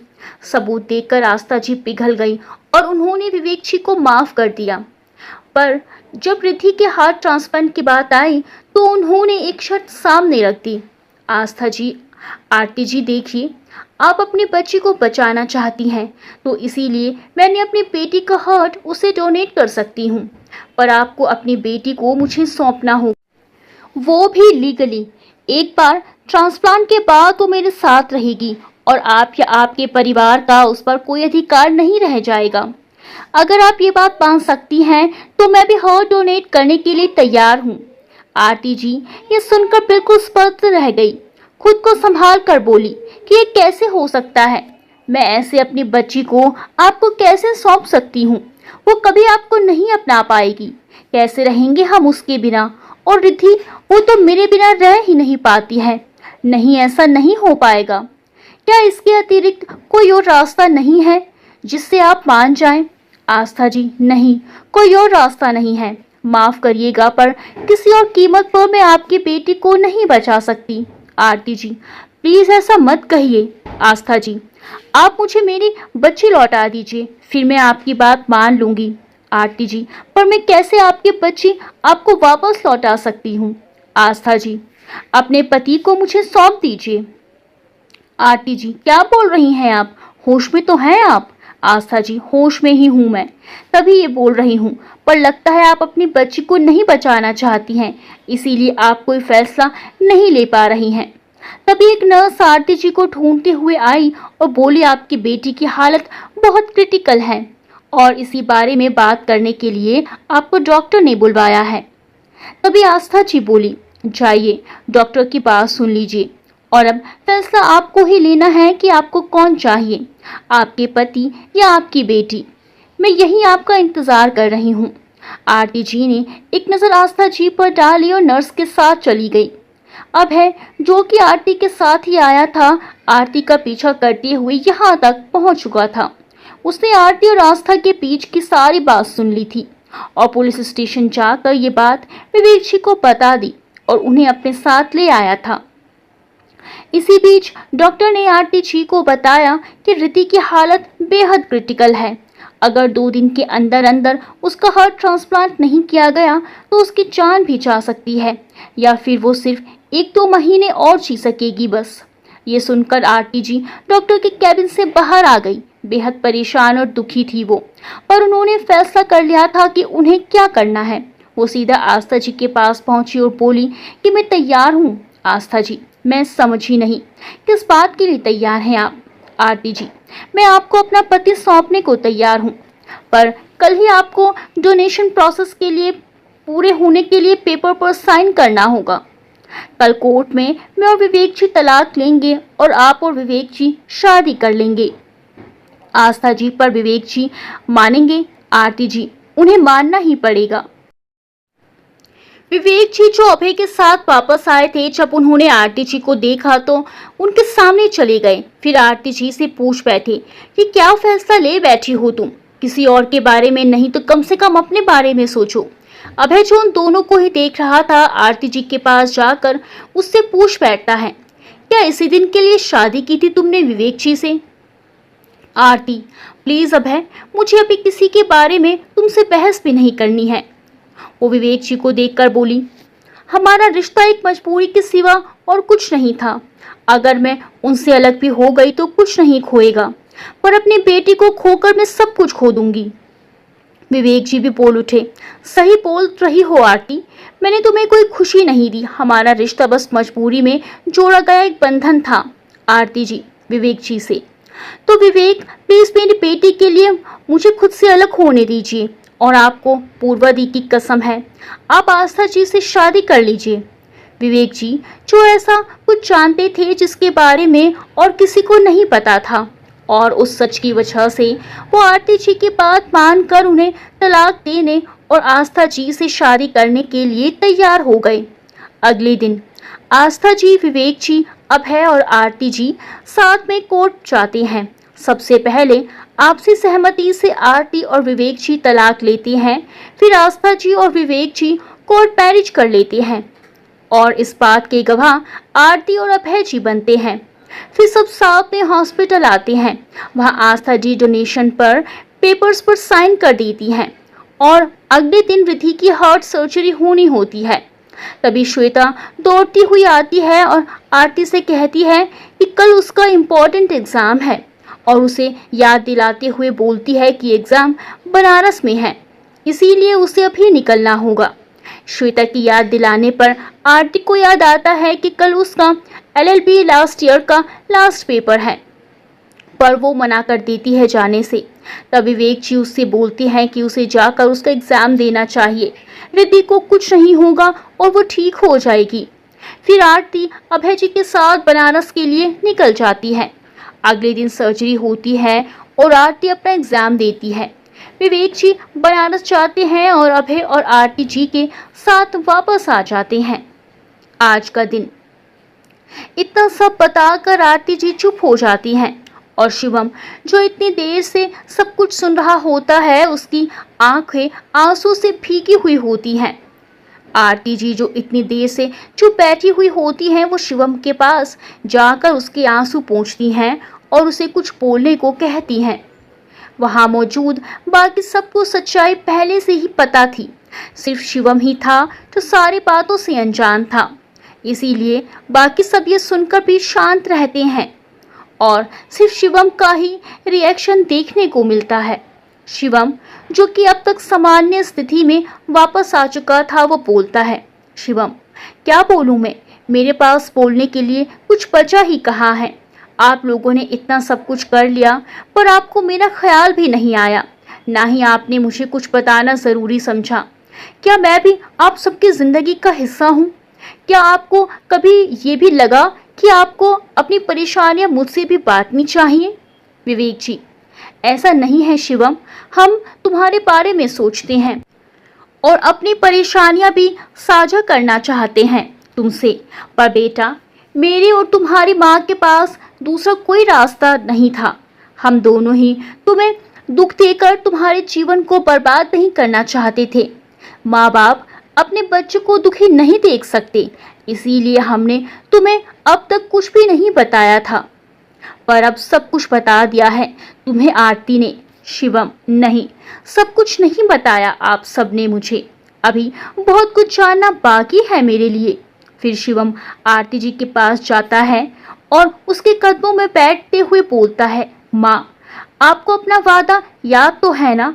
आपने कहा था कि जिस दिन मैं अपने पैरों पर खड़ा हो जाऊंगा, उस दिन आप मुझे बताएंगी कि आपकी पढ़ाई का क्या हुआ। आपकी बातों से मैं ये तो जान गया हूँ कि आपने अपनी पढ़ाई जारी रखी है, पर आपने अपना सपना पूरा क्यों नहीं किया, ये जानना चाहता हूँ। आज आपको बताना ही होगा सब। आरती जी ने विवेक जी की तरफ देखा और नजरें झुका ली। फिर नजर उठाकर उन्होंने बताने से मना करने के लिए कुछ कहना चाहा। उन्होंने मुंह खोला ही था कि विवेक जी की आवाज आ गई, विवेक जी, शिवम, आरती तुम्हें कुछ नहीं बताएगी। आज भी वो मेरी खातिर चुप रह जाएगी, पर अगर आज मैं चुप रह गया तो मेरे अंदर जो थोड़ा सा ज़मीर जिंदा बचा है वो भी मर जाएगा। शिवम बेटा, तुम तो जानते ही हो कि तुम्हारी पूर्व माँ रिद्धि को जन्म देते ही चल बसी थी। तुम बहुत छोटे थे और रिद्धि का तो बस जन्म ही हुआ था। मैं पूर्व से बेहद प्रेम करता था, जिसकी वजह से मैं पूरी तरह टूटकर बिखर गया था। मुझे पूर्वा के सिवा कुछ भी दिखाई नहीं देता था, मेरे छोटे छोटे बच्चे भी नहीं। तब तुम दोनों अपनी नानी के साथ रहते थे। रिद्धि और तुम्हारा ख्याल आरती पे मन से रखती थी। उसी समय उसके इंजीनियरिंग के एंट्रेंस एग्जाम भी थे और उसमें वो एग्जाम दिया भी था, पर तभी रिद्धि की तबीयत बिगड़ने लगी तो तुम्हारी नानी और मैं डॉक्टर के पास उसे लेकर भी गए थे। डॉक्टर ने रिद्धि के हार्ट में ब्लॉकेज बताई थी, जिसका इलाज शुरू हो चुका था और रिद्धि का ऑपरेशन किया जाना था जिससे उसकी जान बचाई जा सके, पर प्रीमेच्योर बेबी होने के कारण उसकी सर्जरी नहीं की जा सकी क्योंकि वो बेहद कमज़ोर थी। इसीलिए डॉक्टर ने उसे प्रॉपर मेडिकेशन देने का फैसला किया, पर उसको बेहद देखभाल की ज़रूरत थी और मैं इन स्थिति में नहीं था कि तुम दोनों शिवम और रिद्धि की देखभाल कर सकता। इसीलिए मैंने किसी दाई माँ को तुम दोनों की देखभाल के लिए रखने का सोचा और रख भी दिया था, पर वो तुम दोनों का वैसा ध्यान नहीं रख पा रही थी जैसा कि तुम दोनों को ज़रूरत थी। इस पर मेरे कुछ पड़ोसियों ने मुझे दूसरी शादी करने का सुझाव दिया। जब मैंने इस बारे में तुम्हारी नानी माँ से बात की तो उन्होंने सख्ती से मना कर दिया कि किसी और को तुम दोनों की माँ बनाकर ले आऊँगा तो वो तुम दोनों को सगी माँ जैसा प्यार नहीं दे पाएगी। मुझे भी उनकी ये बात सही लगी, इसलिए दूसरी शादी का विचार फिलहाल मैंने छोड़ देने का सोचा। पर तभी सासू माँ ने मुझसे कहा कि अगर मैं आरती से शादी कर लूं तो मुझे तुम दोनों बच्चों की चिंता से मुक्ति मिल जाएगी। मैं ये सुनकर बेहद गुस्सा हो गया और मैंने सासू माँ से कहा भी कि जिस बच्ची को मैंने अपनी गोद में खिलाया है उससे मैं कैसे शादी कर सकता हूँ भला। तो सासू माँ ने मुझसे कहा कि उनके बाद आरती का भी तो कोई सहारा नहीं बचेगा और फिर मेरी इतनी हैसियत नहीं है कि मैं उसको पढ़ा लिखा कर उसका ब्याह कर सकूं। और मेरे आरती से शादी करने से पूर्वा की आत्मा को भी संतोष रहेगा कि उसके बच्चे गलत हाथों में नहीं पड़े। आरती रिद्धि और शिवम को अपने बच्चों से भी ज्यादा प्यार देगी। शिवम तो उससे काफी करीब ही है। ये शादी सारी परेशानियों को दूर कर देगी। मुझे भी अब तक उनकी बात सही लगने लगी थी, इसीलिए मैंने आरती से शादी करने के लिए हाँ कह दिया। उस वक्त आरती के इंजीनियरिंग एंट्रेंस एग्जाम के रिजल्ट आए। उसने टॉप 200 कैंडिडेट्स की लिस्ट में अपनी जगह बनाई थी। उसको फुल स्कॉलरशिप भी मिली थी, बस एडमिशन लेना ही बाकी था और उसके रहते इत्यादि के खर्चे के लिए कुछ रुपयों की ज़रूरत थी। सासू माँ के पास इतने रुपये थे नहीं, ये बात आरती भी जानती थी, इसीलिए उसने मुझसे मदद मांगी। पर मेरे दिमाग में तो कुछ और ही चल रहा था, इसीलिए मैंने उसके सामने ये शर्त रखी कि अगर वो मुझसे शादी कर लेगी तो मैं उसकी ज़रूरत के मुताबिक रुपये दे दूंगा। पर उसने मना कर दिया और मुझसे ये भी बताया कि वो किसी अभय नाम के लड़के से प्यार करती है, वो मुझसे शादी नहीं कर पाएगी। ये बात सासू माँ ने सुन ली और वो तेजी से कमरे में आई और आरती को अपनी तरफ घुमाकर जोर का एक तमाचा दे मारा। फिर वो बोली कि वो क्या पढ़ाई के नाम पर आवारागर्दी करने जाती है। आरती ने उन्हें बताने की कोशिश भी की कि अभय एक अच्छा लड़का है और सबसे ज़रूरी बात, वो भी पढ़ना चाहती है, इंजीनियरिंग करना चाहती है और उसको फुल स्टडी स्कॉलरशिप भी मिली है। ये बात सुनकर सासू माँ थोड़ा नरम पड़ी। फिर उन्होंने पूछा कि लड़का क्या करता है और उसका नाम, खानदान कैसा है। तब आरती ने बताया कि उसका नाम अभय सिंह है, वो भी मेरे साथ ही पढ़ता है, उसकी भी टॉप रैंक आई है। एंट्रेंस एग्जाम में उसे अभी स्कॉलरशिप मिली है। उसके पापा जी की डेथ हो चुकी है और 2 बड़ी बहनें और एक छोटा भाई और माँ है बस। सासू माँ ने पूछा कि कैसे लोग हैं, खाते पीते घर के तो है ना, और उसकी बहनों की शादी हो चुकी है या नहीं। तब आरती ने बताया कि उसकी दोनों बहनों की शादी ही नहीं हुई है अभी और आर्थिक स्थिति इतनी अच्छी नहीं है। उसकी माँ एक सरकारी अध्यापिका है और सब भाई बहन अभी पढ़ ही रहे हैं। ये सुनकर सासू माँ ने आरती को चेतावनी देते हुए कहा कि वो उस लड़के को भूल जाए और विवेक यानी कि मुझसे शादी कर ले। आरती ने कहा कि वो शादी नहीं कर सकती और बाहर चली गई। तब सासू माँ मेरे पास आई और बोली कि आरती से मुझे झूठ बोलकर शादी करनी होगी, चाहे उसकी पढ़ाई छूट जाए पर उसे किसी और से शादी करने की इजाज़त नहीं है। मैं भी बेहद स्वार्थी था, इसीलिए मैंने आरती से जाकर कहा कि मैं मिलना चाहता हूँ अभय से, पर अकेले में। आरती मान गई और मैं अभय से मिलकर उसे छोटे कोर्ट केस में फंसाने की धमकी दे आया था। पर आरती ने ये सुन लिया था। वो ये सुनकर बेहद बुरा महसूस कर रही थी। आरती और अभय दोनों बेचैन हो गए थे। बचपन से साथ ही पढ़ रहे थे दोनों और अब तक वो एक दूसरे से बहुत प्यार करने लगे थे। दोनों ही एक दूसरे से अलग नहीं होना चाहते थे। अभय ने तो उसे खुद से शादी करके उसके साथ चलने को भी कहा था, पर आरती ने उसे कानून याद दिलाते हुए कहा कि अभी वो दोनों ही नाबालिग हैं और अगर उन दोनों ने शादी कर भी ली तो वो कानूनी तौर पर मान्य नहीं होगी। तब अभय ने उसके घर जाकर अपनी माँ को उसका हाथ मांगने के लिए भेजने की बात कही। अगर आरती की माँ मान जाती है तो वो दोनों सगाई कर लेंगे फिलहाल, और बाद में इंजीनियरिंग पूरी करने के बाद दोनों शादी भी कर लेंगे। अभय की बातों से आरती को बेहद सुकून मिल रहा था। वो अभय की बात से राजी होते हुए उसे उसकी माँ के साथ आने का निमंत्रण दे देती है। फिर वो दोनों अपने अपने घर जाकर सब कुछ बता देते हैं। अभय अपनी माँ और बड़ी बहनों को सब कुछ बता देता है और उसकी माँ आरती के घर रिश्ता लाने को मान जाती है। उधर आरती भी घर आकर सासू माँ को सब कुछ बता देती है। ऊपर से तो सासू माँ मान जाती हैं, पर अंदर ही अंदर उनके मन में कोई और योजना चल रही होती है। वो मेरे पास आकर चुपके से मुझे कल ही शादी करने को बोलती हैं। वो कहती हैं कल जब वो अपनी खराब तबीयत का बहाना बनाकर बीमार होने का बहाना करेंगी और आरती को मजबूर करने की कोशिश करेंगी तो मुझे भी तुरंत मान जाना होगा। हालांकि मेरा मन मुझे इजाज़त नहीं दे रहा था, पर बच्चों के बारे में सोचकर मैंने सासू माँ की योजना को मानने का ही फैसला कर लिया था। अगले दिन जैसा कि आप पहले से ही तय था, अभी अपनी माँ को साथ लेकर आया था। आरती और अभय के सामने ही दोनों की माँओं की बात हुई। उस बीच आरती की माँ ने अभय और आरती की शादी करवाने के लिए एक शर्त अभय की माँ के सामने रखते हुए कहा, अगर आप अपनी दोनों बेटियों में से किसी एक की भी शादी मेरे दामाद विवेक जी से करवा दें और शादी के बाद वो कभी खुद अपना बच्चा पैदा ना करने का वचन दें और मेरे दोनों नाती और नातिन को एक सगी माँ का प्यार देने का वादा करें, तो मैं अभय और आरती की शादी के लिए खुशी खुशी राजी हो जाऊंगी। आरती की माँ की बात सुनकर न केवल अभय की माँ बल्कि अभय और आरती भी हक्के बक्के से रह गए थे। यहाँ तक मैं खुद जो वहाँ अब तक शांति से बैठा हुआ था, मैं खुद भी आश्चर्यचकित हो गया था। अभय की माँ बात गंभीरता को समझते हुए नाराजगी से थोड़ी तेज आवाज में बोल पड़ी, सारिका जी, अभय की माँ, मैं तो यहाँ आपकी बेटी के लिए अपने बेटे का रिश्ता लेकर आई थी, पर आपने मेरे सामने ये शर्त रखकर ये साबित कर दिया कि आप कभी भी आरती और अभय की शादी होने ही नहीं देना चाहती थी। पर आपने सिर्फ हमारा मजाक बनाकर हमारे परिवार की बेइज्जती करने के लिए ही हमें यहाँ बुलाया था। पर मुझे मेरे सारे बच्चे एक समान ही प्यारे हैं। किसी एक की खुशी के लिए मैं अपने बच्चों को सैक्रिफाइस करने का ख्याल भी अपने मन में नहीं ला सकती। मेरी दोनों बेटियां हालांकि शादी के लायक हो गई हैं, पर वो आपके दामाद विवेक जी से कम 23-24 साल छोटी होंगी। 18 साल की ही तो हैं मेरी बच्चियां। आपके जैसे हर कोई अपनी बेटियों को सैक्रिफाइस नहीं कर देता है।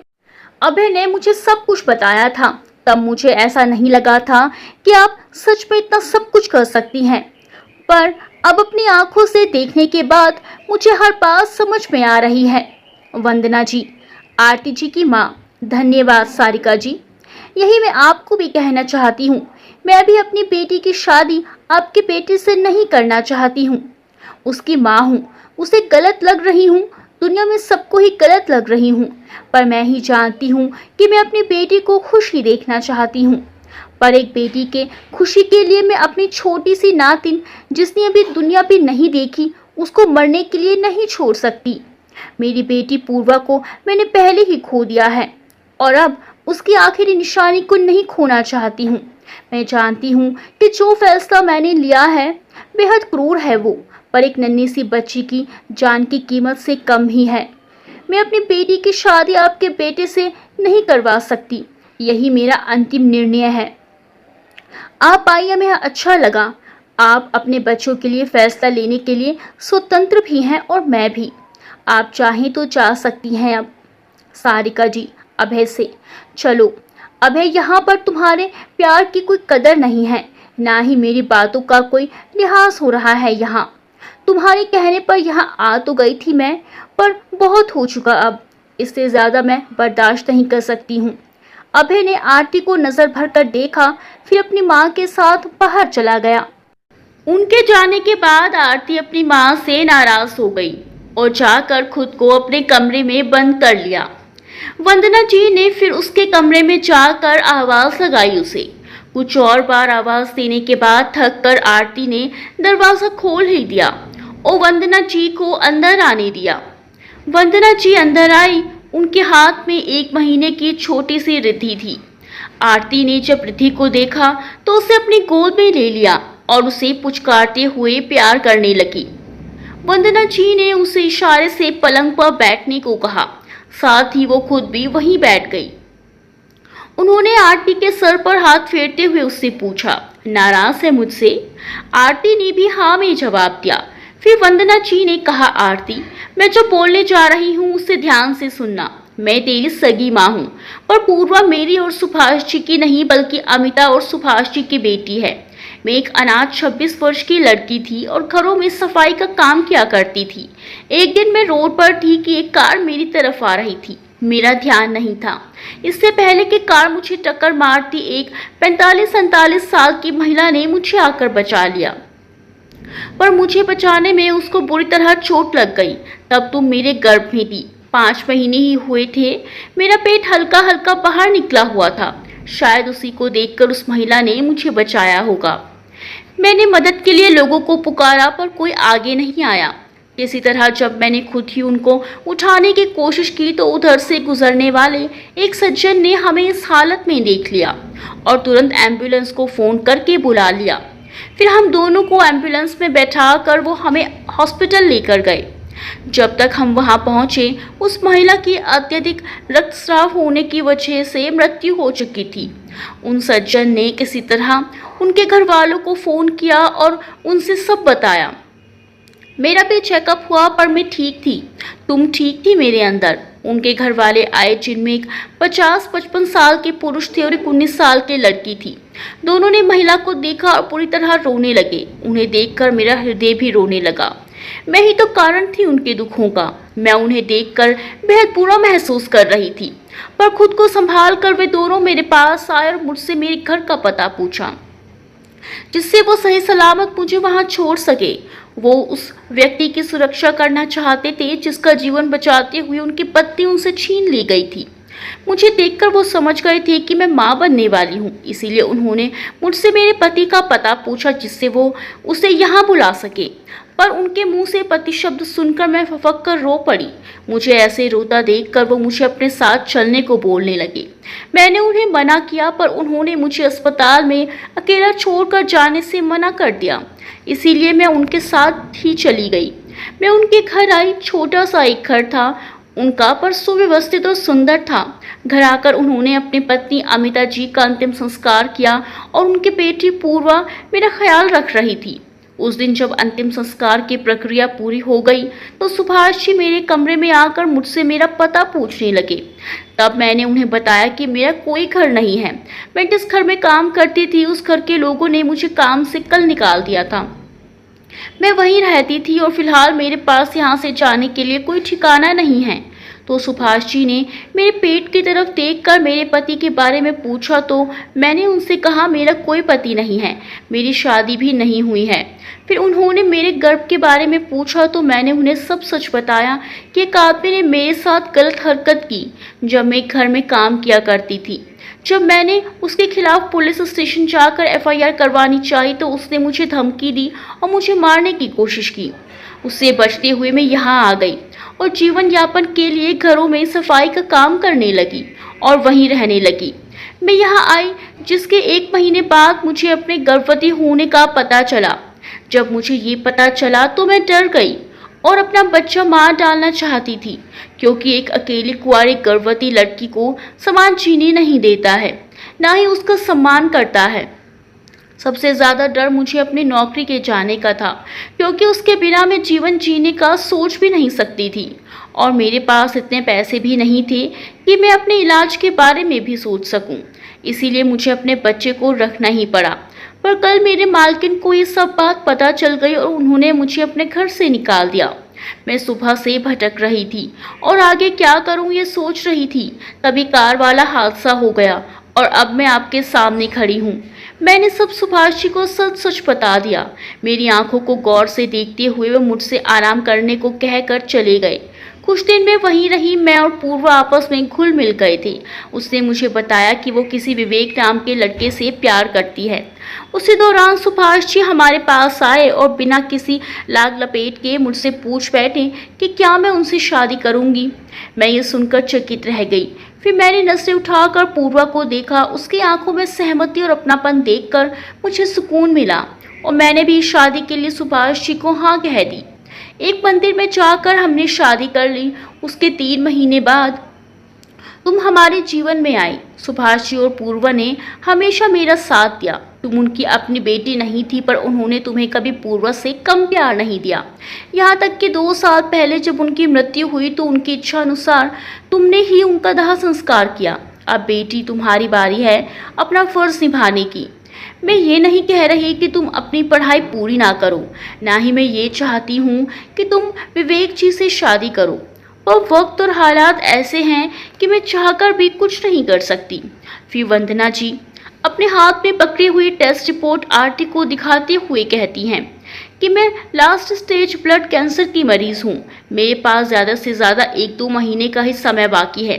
मेरे जाने के बाद तुम अकेली पड़ जाओगी। रिद्धि के जीवन को भी खतरा है, पर अगर उसको उचित देखभाल मिले तो इसे टाला जा सकता है। अब वो 10-12 साल की हो जाएगी तो उसका ऑपरेशन करवाया जा सकता है। अभी विवेक जी, शिवम और रिद्धि को तुम्हारी जरूरत है और मेरे जाने के बाद तुम्हें भी किसी सहारे की जरूरत तो होगी ही। इसीलिए मैं ये चाहती हूँ कि तुम विवेक जी से जल्द शादी कर लो। अपनी माँ की बात सुनकर आरती दुखी हो गई। उसकी आंखों में आंसू आ गए। फिर उससे वंदना जी से शादी के लिए हाँ कह दी, पर उसके लिए उसने वंदना जी के सामने ये शर्त रखी कि उन्हें भी खुद का इलाज करवाना पड़ेगा। वंदना जी मान गई। फिर वो वहां से विवेक जी के पास उन्हें ये बताने चली गई कि आरती शादी के लिए मान गई है। अगले हफ्ते वंदना, शिवम और पंडित जी के सामने मंदिर में आरती और विवेक जी की शादी हो गई और दोनों शिवम और रिद्धि के साथ वापस गोरखपुर लौट गए। उधर वंदना जी की तबीयत खराब थी और उनको हॉस्पिटल में एडमिट करवाया गया। घर जाकर जब शिवम ने आरती की आंखों में आंसू देखे थे, वो शादी होने के दुख में नहीं बल्कि वंदना जी के बीमार होने की वजह से थे। आरती की आंखों में जब आरती और विवेक जी को ये खबर मिली तो विवेक जी ने तुरंत वापस जाकर वंदना जी के देखभाल करने की बात की। इस पर आरती बोली कि विवेक माँ के पास चले जाएं और माँ को यहीं एडमिट करवा दे। विवेक जी ने भी आरती की बात मान ली। विवेक जी ने आरती से कहा कि वो अपनी एडमिशन का प्रोसेस पूरा कर ले और वो उसको पैसे दे देंगे, हॉस्टल की फीस और बाकी के खर्चे के भी। आरती ने उनसे तो हाँ बोल दिया था, पर अपने मन में उसने यह निश्चय किया कि वो इंजीनियरिंग में एडमिशन नहीं लेगी, बल्कि अपनी माँ जैसी औरतों को इंसाफ दिलाने के लिए क्रिमिनल लॉयर बनेगी। पर फिलहाल वो 2 साल का मध्यवकाश लेगी पढ़ाई से और फिर जब रिद्धि कुछ बड़ी हो जाएगी तो फिर से पढ़ाई शुरू कर देगी। इधर विवेक जब हॉस्पिटल पहुंचे तो वंदना जी की हालत देखकर उनसे पूछ बैठी, सासू माँ आपने तो मुझे पराया ही कर दिया। पूर्वी के साथ क्या मैं आपका भी दोस्त नहीं था? जब उससे मेरी शादी हुई तो पूर्वा मेरी पत्नी बनी और उसी दिन मैंने आपको भी सासू माँ बोलना शुरू किया। तो क्या इसीलिए आप मुझसे अपनी तकलीफ साझा नहीं करना चाहती थी? वंदना जी को चूंकि हॉस्पिटल में बिस्तर पर लेटी थी और कुछ मशीनों से घिरी हुई थी, उन्होंने धीमी पर संयत आवाज में कहा, ऐसी बात बिल्कुल नहीं है, पर मैं जानती थी कि अगर मैं तुम्हें सच बता दूंगी तो तुम आरती से शादी नहीं करोगे और मेरा इलाज करवाने में लग जाओगे। पहले से ही रिद्धि की चिंता थी तुम्हें, अपनी चिंता का बोझ भी मैं तुम्हारे सर पर नहीं डालना चाहती थी। विवेक, मैं आपको अपने साथ गोरखपुर ले जाने आया हूँ। मैंने यहाँ के डॉक्टर से बात भी कर ली है। यहाँ से आपको आराम से गोरखपुर पहुँचा दिया जाएगा और वहाँ के बेस्ट कैंसर विशेषज्ञ से आपका इलाज करवाने की बात भी कर ली है। वंदना जी, हाँ चलूंगी मैं तुम्हारे साथ, आरती से वादा किया है मैंने। विवेक, अपने आरती की जिंदगी बर्बाद कर दी मेरे साथ उसकी शादी करके। आप ही नहीं बल्कि मैं भी उसका दोषी बन गया हूँ। उससे मैंने उसका प्यार छीन लिया और उसके हिस्से का प्यार भी मैं शायद ही उसे कभी दे पाऊँ। वंदना जी, सब हालातों का दोष है। मैं भी ये नहीं करना चाहती थी, पर हालातों के सामने हार कर आखिरकार मुझे ये सब करना ही पड़ा। फिलहाल तो उसे सुरक्षा की सबसे ज़्यादा आवश्यकता है जो उसे तुमसे मिलेगी। सुभाष जी और मेरी उम्र में भी बहुत फासला था, पर उन्होंने मुझे और आरती को अपनाकर मुझे इज्जत, मान सम्मान और अपनी छत्र छाया दी, जिससे मेरे मन में सुरक्षा और आत्मविश्वास की भावना पनप सकी। सुभाष जी के जाने के बाद मैं थी आरती के साथ, पर मेरे जाने के बाद उसको मेरे जैसी सुरक्षा, अपनत्व और मान सम्मान सिर्फ तुमसे ही मिल सकता है। अगर मैं कुछ और साल जी सकती तो ज़रूर मैं अभय से उसकी शादी करवा देती, पर अब जब मैं उसका साथ देने के लिए ही जीवित नहीं रहूँगी तो उसका साथ देने के लिए मैं भी कोई तो होना चाहिए ही ना।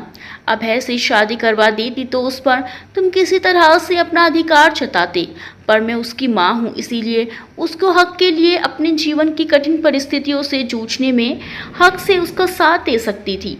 पर शादी के बाद तुम उसके जीवन में चाह कर भी दखल ना दे पाते, क्योंकि पूर्वी भी नहीं है और इस तरह मेरी बच्ची अकेली रह जाती।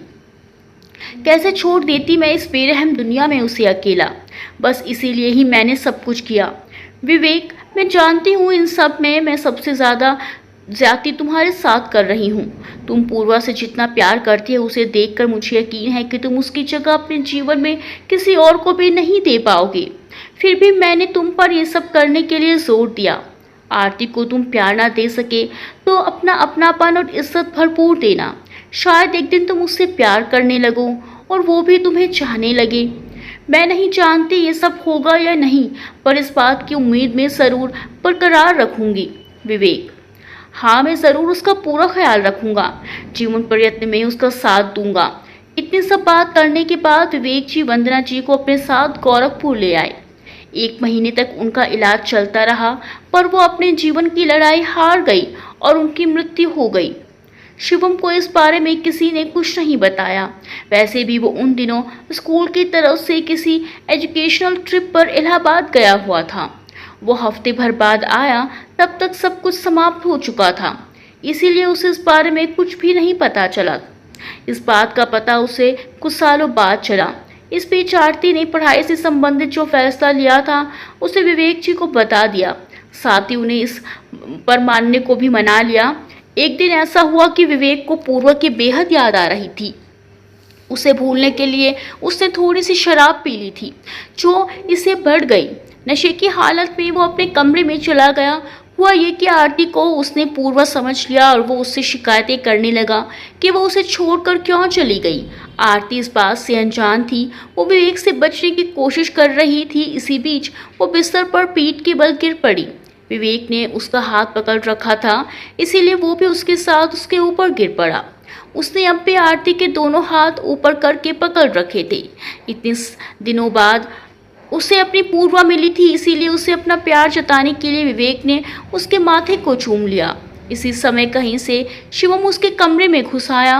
विवेक और आरती को देखकर उसे गलतफहमी हो गई। जब आरती ने उसे देखा तो वो खुद को विवेक से दूर करने लगी, पर खुद से दूर जाते देखकर विवेक ने उसे फिर से उसे अपने पास लाने की कोशिश की। ये देखकर शिवम बिना कुछ बोले वहां से भाग गया। आरती ने जब ये समझा कि शिवम ने उसे गलत समझ लिया तो वो और जोर से विवेक से खुद को अलग करने की कोशिश करने लगी। इसी कोशिश में उसने विवेक को धक्का मार दिया, जिससे विवेक की पकड़ आरती पर कमजोर हो गई, पर उसके बाद वो एक तरफ लुढ़क कर सो गया था। आरती शिवम के कमरे के बाहर तक गई, पर वहां उसे उसके रोने की आवाज़ आ रही थी।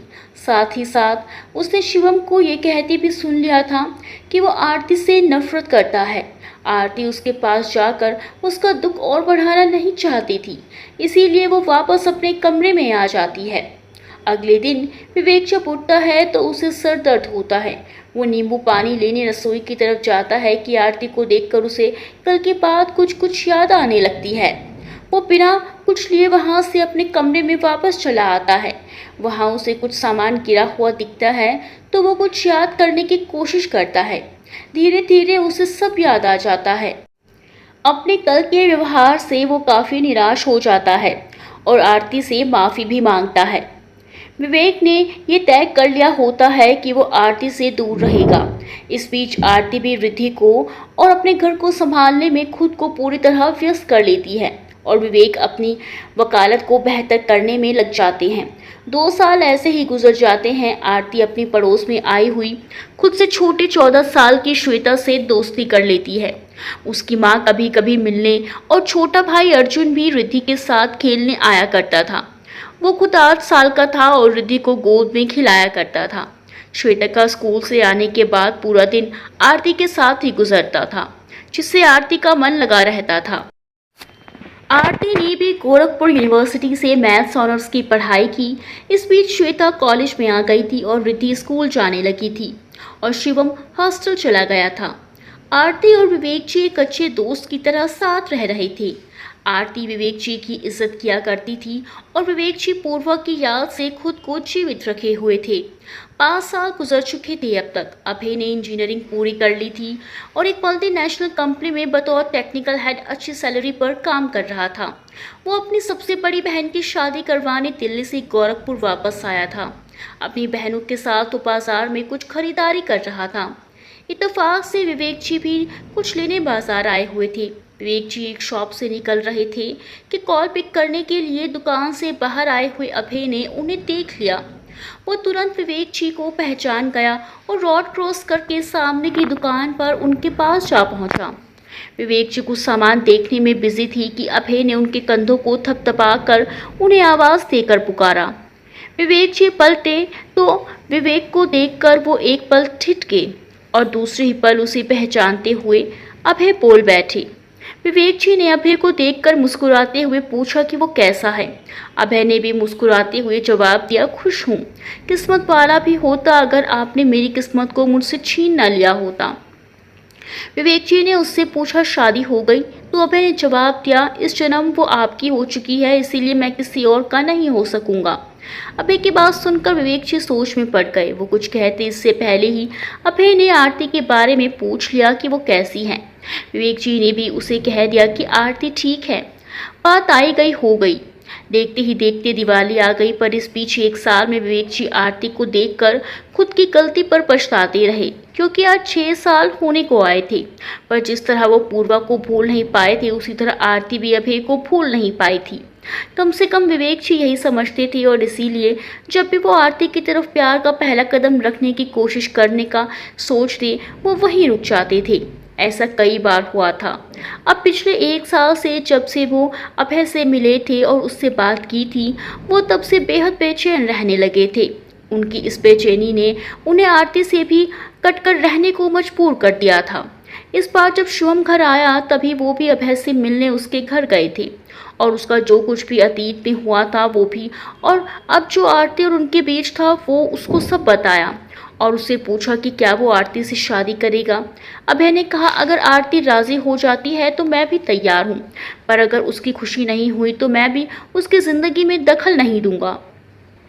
दिवाली की रात जब सभी कार्यक्रम संपन्न हो गए थे और आरती भी शिवम को उसके कमरे में वापस छोड़कर अपने कमरे में आ गई थी, वो बिस्तर पर सोने ही जा रही थी कि उसे ऐसा लगा कि विवेक जी जाग रहे हों। आरती हल्के से विवेक जी को आवाज़ दी और वो आरती की आवाज़ सुनकर तुरंत बैठ गए थे। आरती ने उनसे पूछा कि वो अब तक जाग क्यों रहे हैं, काफ़ी वक्त हो गया है, क्या वो किसी परेशानी में है? विवेक जी जो कब से आरती से बात करना चाहते थे, आरती की ये बात सुनकर खुद को शांत नहीं रख सके, और आखिरकार वो आरती से पूछ ही बैठे कि क्या वो अब भी अभय से प्यार करती है। इस सवाल के जवाब में आरती नजरें इधर उधर फेरने लगी, फिर बोली कि वो ऐसा क्यों पूछ रहा है। इस पर विवेक ने कहा कि आज उसे अभय मिला था और तुम्हारे बारे में पूछ रहा था। अभय आज भी तुम्हारा इंतजार कर रहा है, क्या तुम उसके पास जाना नहीं चाहती? इसका जवाब देते हुए आरती ने कहा, आज मैं आपकी पत्नी हूँ, आपके बच्चों की माँ हूँ। अब क्या भी आपको इस बात का शक है कि मैं अभय के पास वापस जाना चाहती हूँ? विवेक, तुमने मेरे सवाल का जवाब नहीं दिया। आरती, मैंने कहा ना कि मैं अभय के पास वापस नहीं जाना चाहती, और क्यों जाऊँ मैं उसके पास वापस, वो मेरा है ही क्या अब? विवेक, तुम अभय से प्यार करती हो, हाँ या नहीं? आरती, नहीं, नहीं करती अब मैं उससे प्यार।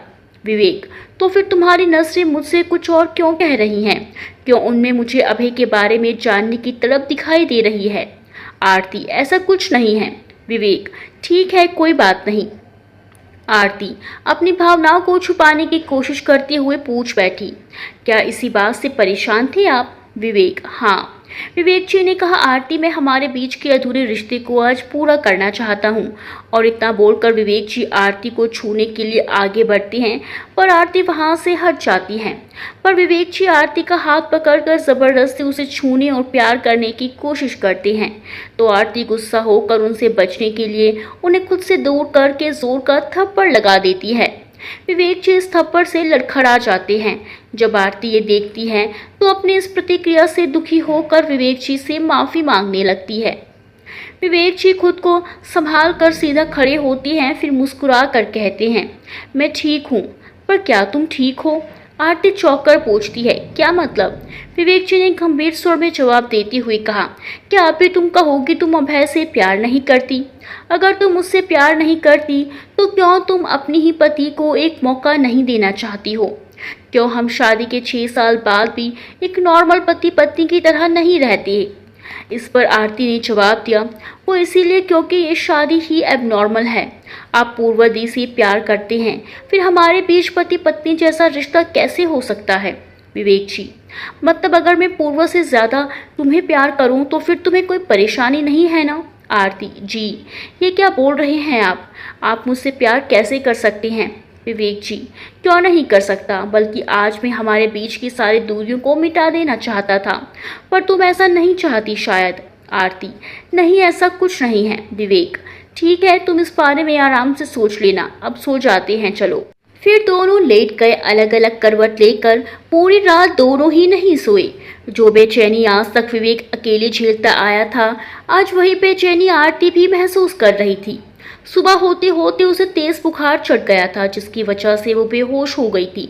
सुबह के 8 बज चुके थे, पर आरती अब तक नहीं जागी थी। जब विवेक जी जागे तो एक नज़र उन्होंने आरती को देखा। उन्हें लगा कि वो सो रही है। उन्होंने उसकी नींद का ख्याल करके उसको सोने दिया। जब वो कोर्ट जाने वाले थे तो एक बार आरती को चेक करने रूम में आए, पर आरती तो अभी भी सो ही रही थी।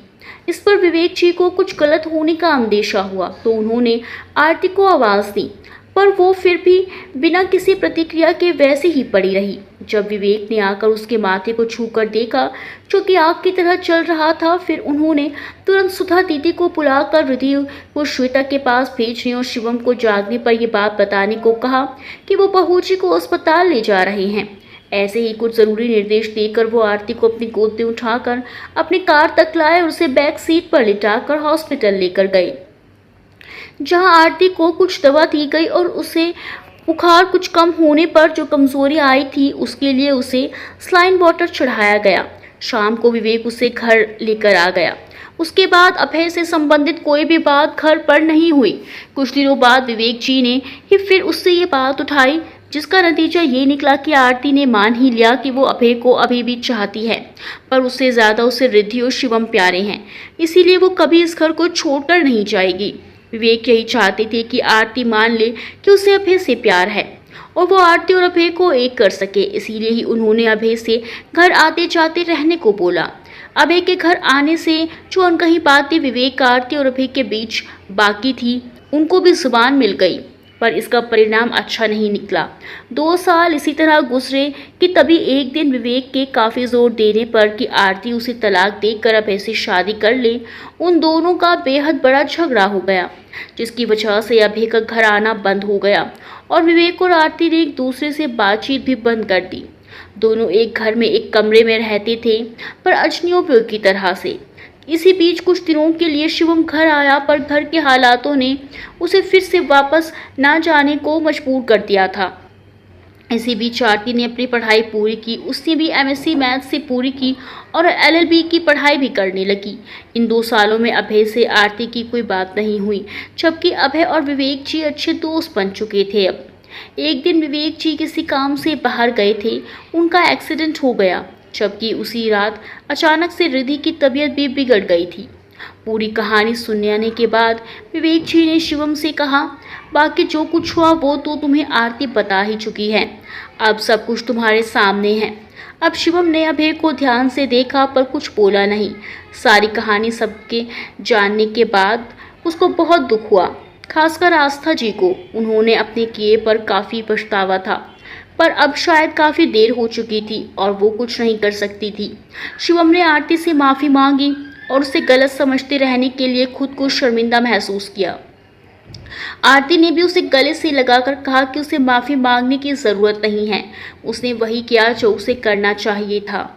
आरती ने उससे कहा कि वो अपना सपना पूरा नहीं कर पाई, इसीलिए उसने शिवम को उसका सपना पूरा करने का मिशन दिया और उसे अपने बेटे पर गर्व है जो उसने उसका सपना इतनी बेहतर तरह से पूरा किया। आरती जी ने आस्था जी का हाथ पकड़ा, फिर विवेक और शिवम जी का हाथ भी पकड़ लिया। तीनों के हाथों को एक दूसरे के हाथों में देकर उनसे तीनों को एक परिवार की तरह रहने और एक दूसरे को प्यार और इज्जत देने की बात कही। सबने उसकी बात को मानने की हामी सिर हिलाकर भरी। अभय, जो कि काफ़ी देर से सब कुछ देख सुन रहा था, उसने आगे आकर आरती का हाथ थाम लिया और उसे प्रपोज करते हुए उससे शादी करने को कहा, जिसे सुनकर आरती ने अपने कदम पीछे खींच लिए और ना में सर हिलाकर मना कर दिया। फिर वो उन्हीं कदमों से भागकर रिद्धि के कमरे में चली गई। सारी बातें सामने आने के बाद सबको कुछ वक्त अकेले में चाहिए था। आस्था जी ने विवेक जी को देखकर उनसे कहा, विवेक, तो ये कारण था जो तुमने मुझसे शादी की? विवेक ने हाँ में सर हिलाते हुए कहा, हाँ, मैं तुम्हें देखते ही पहचान गया था। माफ़ करना, मैं पूर्व से प्यार करता था, इसीलिए हमारी शादी वाले दिन घर छोड़कर चला गया था। तब से आज तक मैं वापस घर नहीं गया। मैं जानता हूँ मैंने तुम्हारे साथ ज्यादती की थी और शादी के मंडप में ना आकर सिर्फ तुम्हारी बेइज्जती की थी, पर वास्तविकता में ऐसा कुछ भी करने का मेरा कोई इरादा नहीं था। पर माँ बापूजी के दबाव के कारण मैं तुमसे शादी से मना कर ही नहीं पाया। पर मैं पूर्व को नहीं छोड़ सकता था, इसीलिए उसके पास गोरखपुर आ गया। मैं तुमसे माफ़ी मांगना चाहता था, पर जब तुम्हारी शादी का सुना तो अपनी वजह से तुम्हें शर्मिंदा करने की फिर से हिम्मत भी नहीं हुई। आस्था जी, तुम्हारे मंडप में ना आने और तुम्हारे घर को छोड़कर हमेशा के लिए चले जाने की बात जानकर मेरे पिताजी को सदमा लगा था। वो शायद उस सदमे को झेल भी ना पाते अगर उनके सबसे योग्य कर्मचारी अनुकल्प जी ने आगे आकर मुझसे शादी ना की होती। जिस मंडप में तुमने मुझे छोड़ा था उसी मंडप में शादी हुई थी अनुकल्प से मेरी।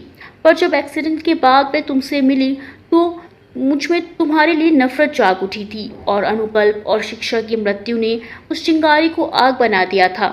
मैंने तो जो किया सिर्फ अपना बदला लेने के लिए किया था। जब मुझे पता चला कि तुम्हारी बेटी को हॉर्ट की ज़रूरत है, मैंने आरती के सामने जानबूझकर ऐसी शर्तें रखी कि मेरी तरह तुम्हारा भी घर टूटकर बिखर जाए। पर आज जब सारी कहानी सुनी, मुझे तुम्हारा पूर्व के लिए अथाह प्यार महसूस हुआ। मैं तो ये समझ चुकी हूँ कि आरती की सादगी और अच्छाई ने तुम्हें दोबारा प्यार करने पर मजबूर कर दिया है, पर तुमने उसकी खुशी के लिए उसे खुद से दूर कर दिया, जो उसके प्यार से मिलाने के लिए इतनी कोशिशें की। मैं बदले की आग में अंधी हो गई थी, पर अब सब कुछ जानकर मैं पछता रही हूँ। मुझे माफ़ कर दो विवेक। मैं जाकर आरती से भी माफ़ी मांग लूँगी। तुम दोनों एक साथ सही लगोगे। जब आस्था जी जाने लगे तो विवेक ने उन्हें हाथ पकड़कर उन्हें रोक लिया और उनसे कहा कि उन्हें माफ़ी मांगने की अब कोई ज़रूरत नहीं है, ना तो मुझसे और ना ही आरती से। मैं खुद ही दोषी हूँ तुम्हारा, और आरती को हमें मिलाकर अभय के करीब लाना ही होगा। अगर तुम उसे मेरे प्यार का सच से बताओगी तो वो कभी आगे नहीं बढ़ पाएगी। विवेक और आस्था जी दोनों ही इस बात पर सहमत हो गए। विवेक ने फिर आस्था से कहा कि वो अकेला रह गया है और आस्था भी अकेली है। दोनों को एक साथ रहकर एक दूसरे का साथ देना चाहिए। उधर शिवम सब कुछ जानकर दुखी बैठा था। तभी श्वेता ने उसके पास आकर उसके कंधे पर हाथ रखा और शिवम से पूछा कि वो क्या सोच रहा है। जिसका जवाब देते हुए शिवम ने कहा कि मैं पास्ट में हुई बातों की वजह से हमेशा छोटी माँ को गलत समझता रहा, कभी उनको समझने की कोशिश ही नहीं की, पर अब मैं हमेशा उन्हें अपने साथ रखूंगा, कभी दूर नहीं जाने दूंगा। इस बात पर मुस्कुराते हुए श्वेता ने कहा, पहले जैसी गलती फिर दोहराना चाहते हो? श्वेता की तरफ देखकर उसने पूछा, पहले जैसी कौन सी गलती की बात कर रही हो तुम? यही बुद्धू कि आरती जी को अब अभय जी से शादी कर लेनी चाहिए, और अगर वो खुद से आगे बढ़कर ये फैसला नहीं ले पा रही है तो हमें खुद उनके लिए पहल करनी चाहिए। शिवम ने सहमति में गर्दन हिला दी। शिवम ने जाकर आरती से जब इस बारे में बात की तो आरती ने कहा कि वो शादी नहीं करना चाहती, बल्कि नानी माँ के साथ जो हुआ वैसा किसी और के साथ ना हो, इसके लिए एक काबिल वकील बनकर लोगों को उनका हक दिलाना चाहती है। रिद्धि भी ठीक हो रही है, मुझे उसका भी ध्यान रखना है। अब मैं शादी नहीं कर सकती। 2 साल बाद शादी का मंडप सजा हुआ था। श्वेता और शिवम की शादी थी आज। पिछले 2 सालों से एक दूसरे को समझने और जानने के बाद अब वो शादी कर रहे थे, क्योंकि उन्हें अभय और आरती की शादी में आरती का कन्यादान जो करना था। जी हाँ, आरती अब तक एक जानी पहचानी वकील बन चुकी थी। अपनी मेहनत और काबिलियत के दम पर उसने ये कामयाबी बेहद कम समय में प्राप्त कर ली। वो तो शायद ही मानती, पर अभय के लगातार प्रयास और रिद्धि और शिवम के जिद के आगे उसे झुकना ही पड़ा। और आज श्वेता और शिवम की शादी के बाद आरती और अभय की शादी होनी थी। आस्था जी ने 2 महीने पहले ही प्यारी सी बेटी को जन्म दिया था और उसका नाम शिक्षा रखा है। कुछ ही देर में श्वेता और शिवम की शादी की रस्में पूरी हो गई। फिर दोनों ने मिलकर आरती जी का कन्यादान किया और आरती और अभय की शादी भी संपन्न करवाई। सब खुश थे, सबको उनके हिस्से की खुशियां मिल गई थी। दोस्तों, कहानी के बारे में अपने विचार कमेंट्स में बताओ। वीडियो को लाइक करना बिल्कुल ना भूले। मिलते हैं अगली वीडियो में अच्छी सी कहानी के साथ। तब तक के लिए बाय बाय।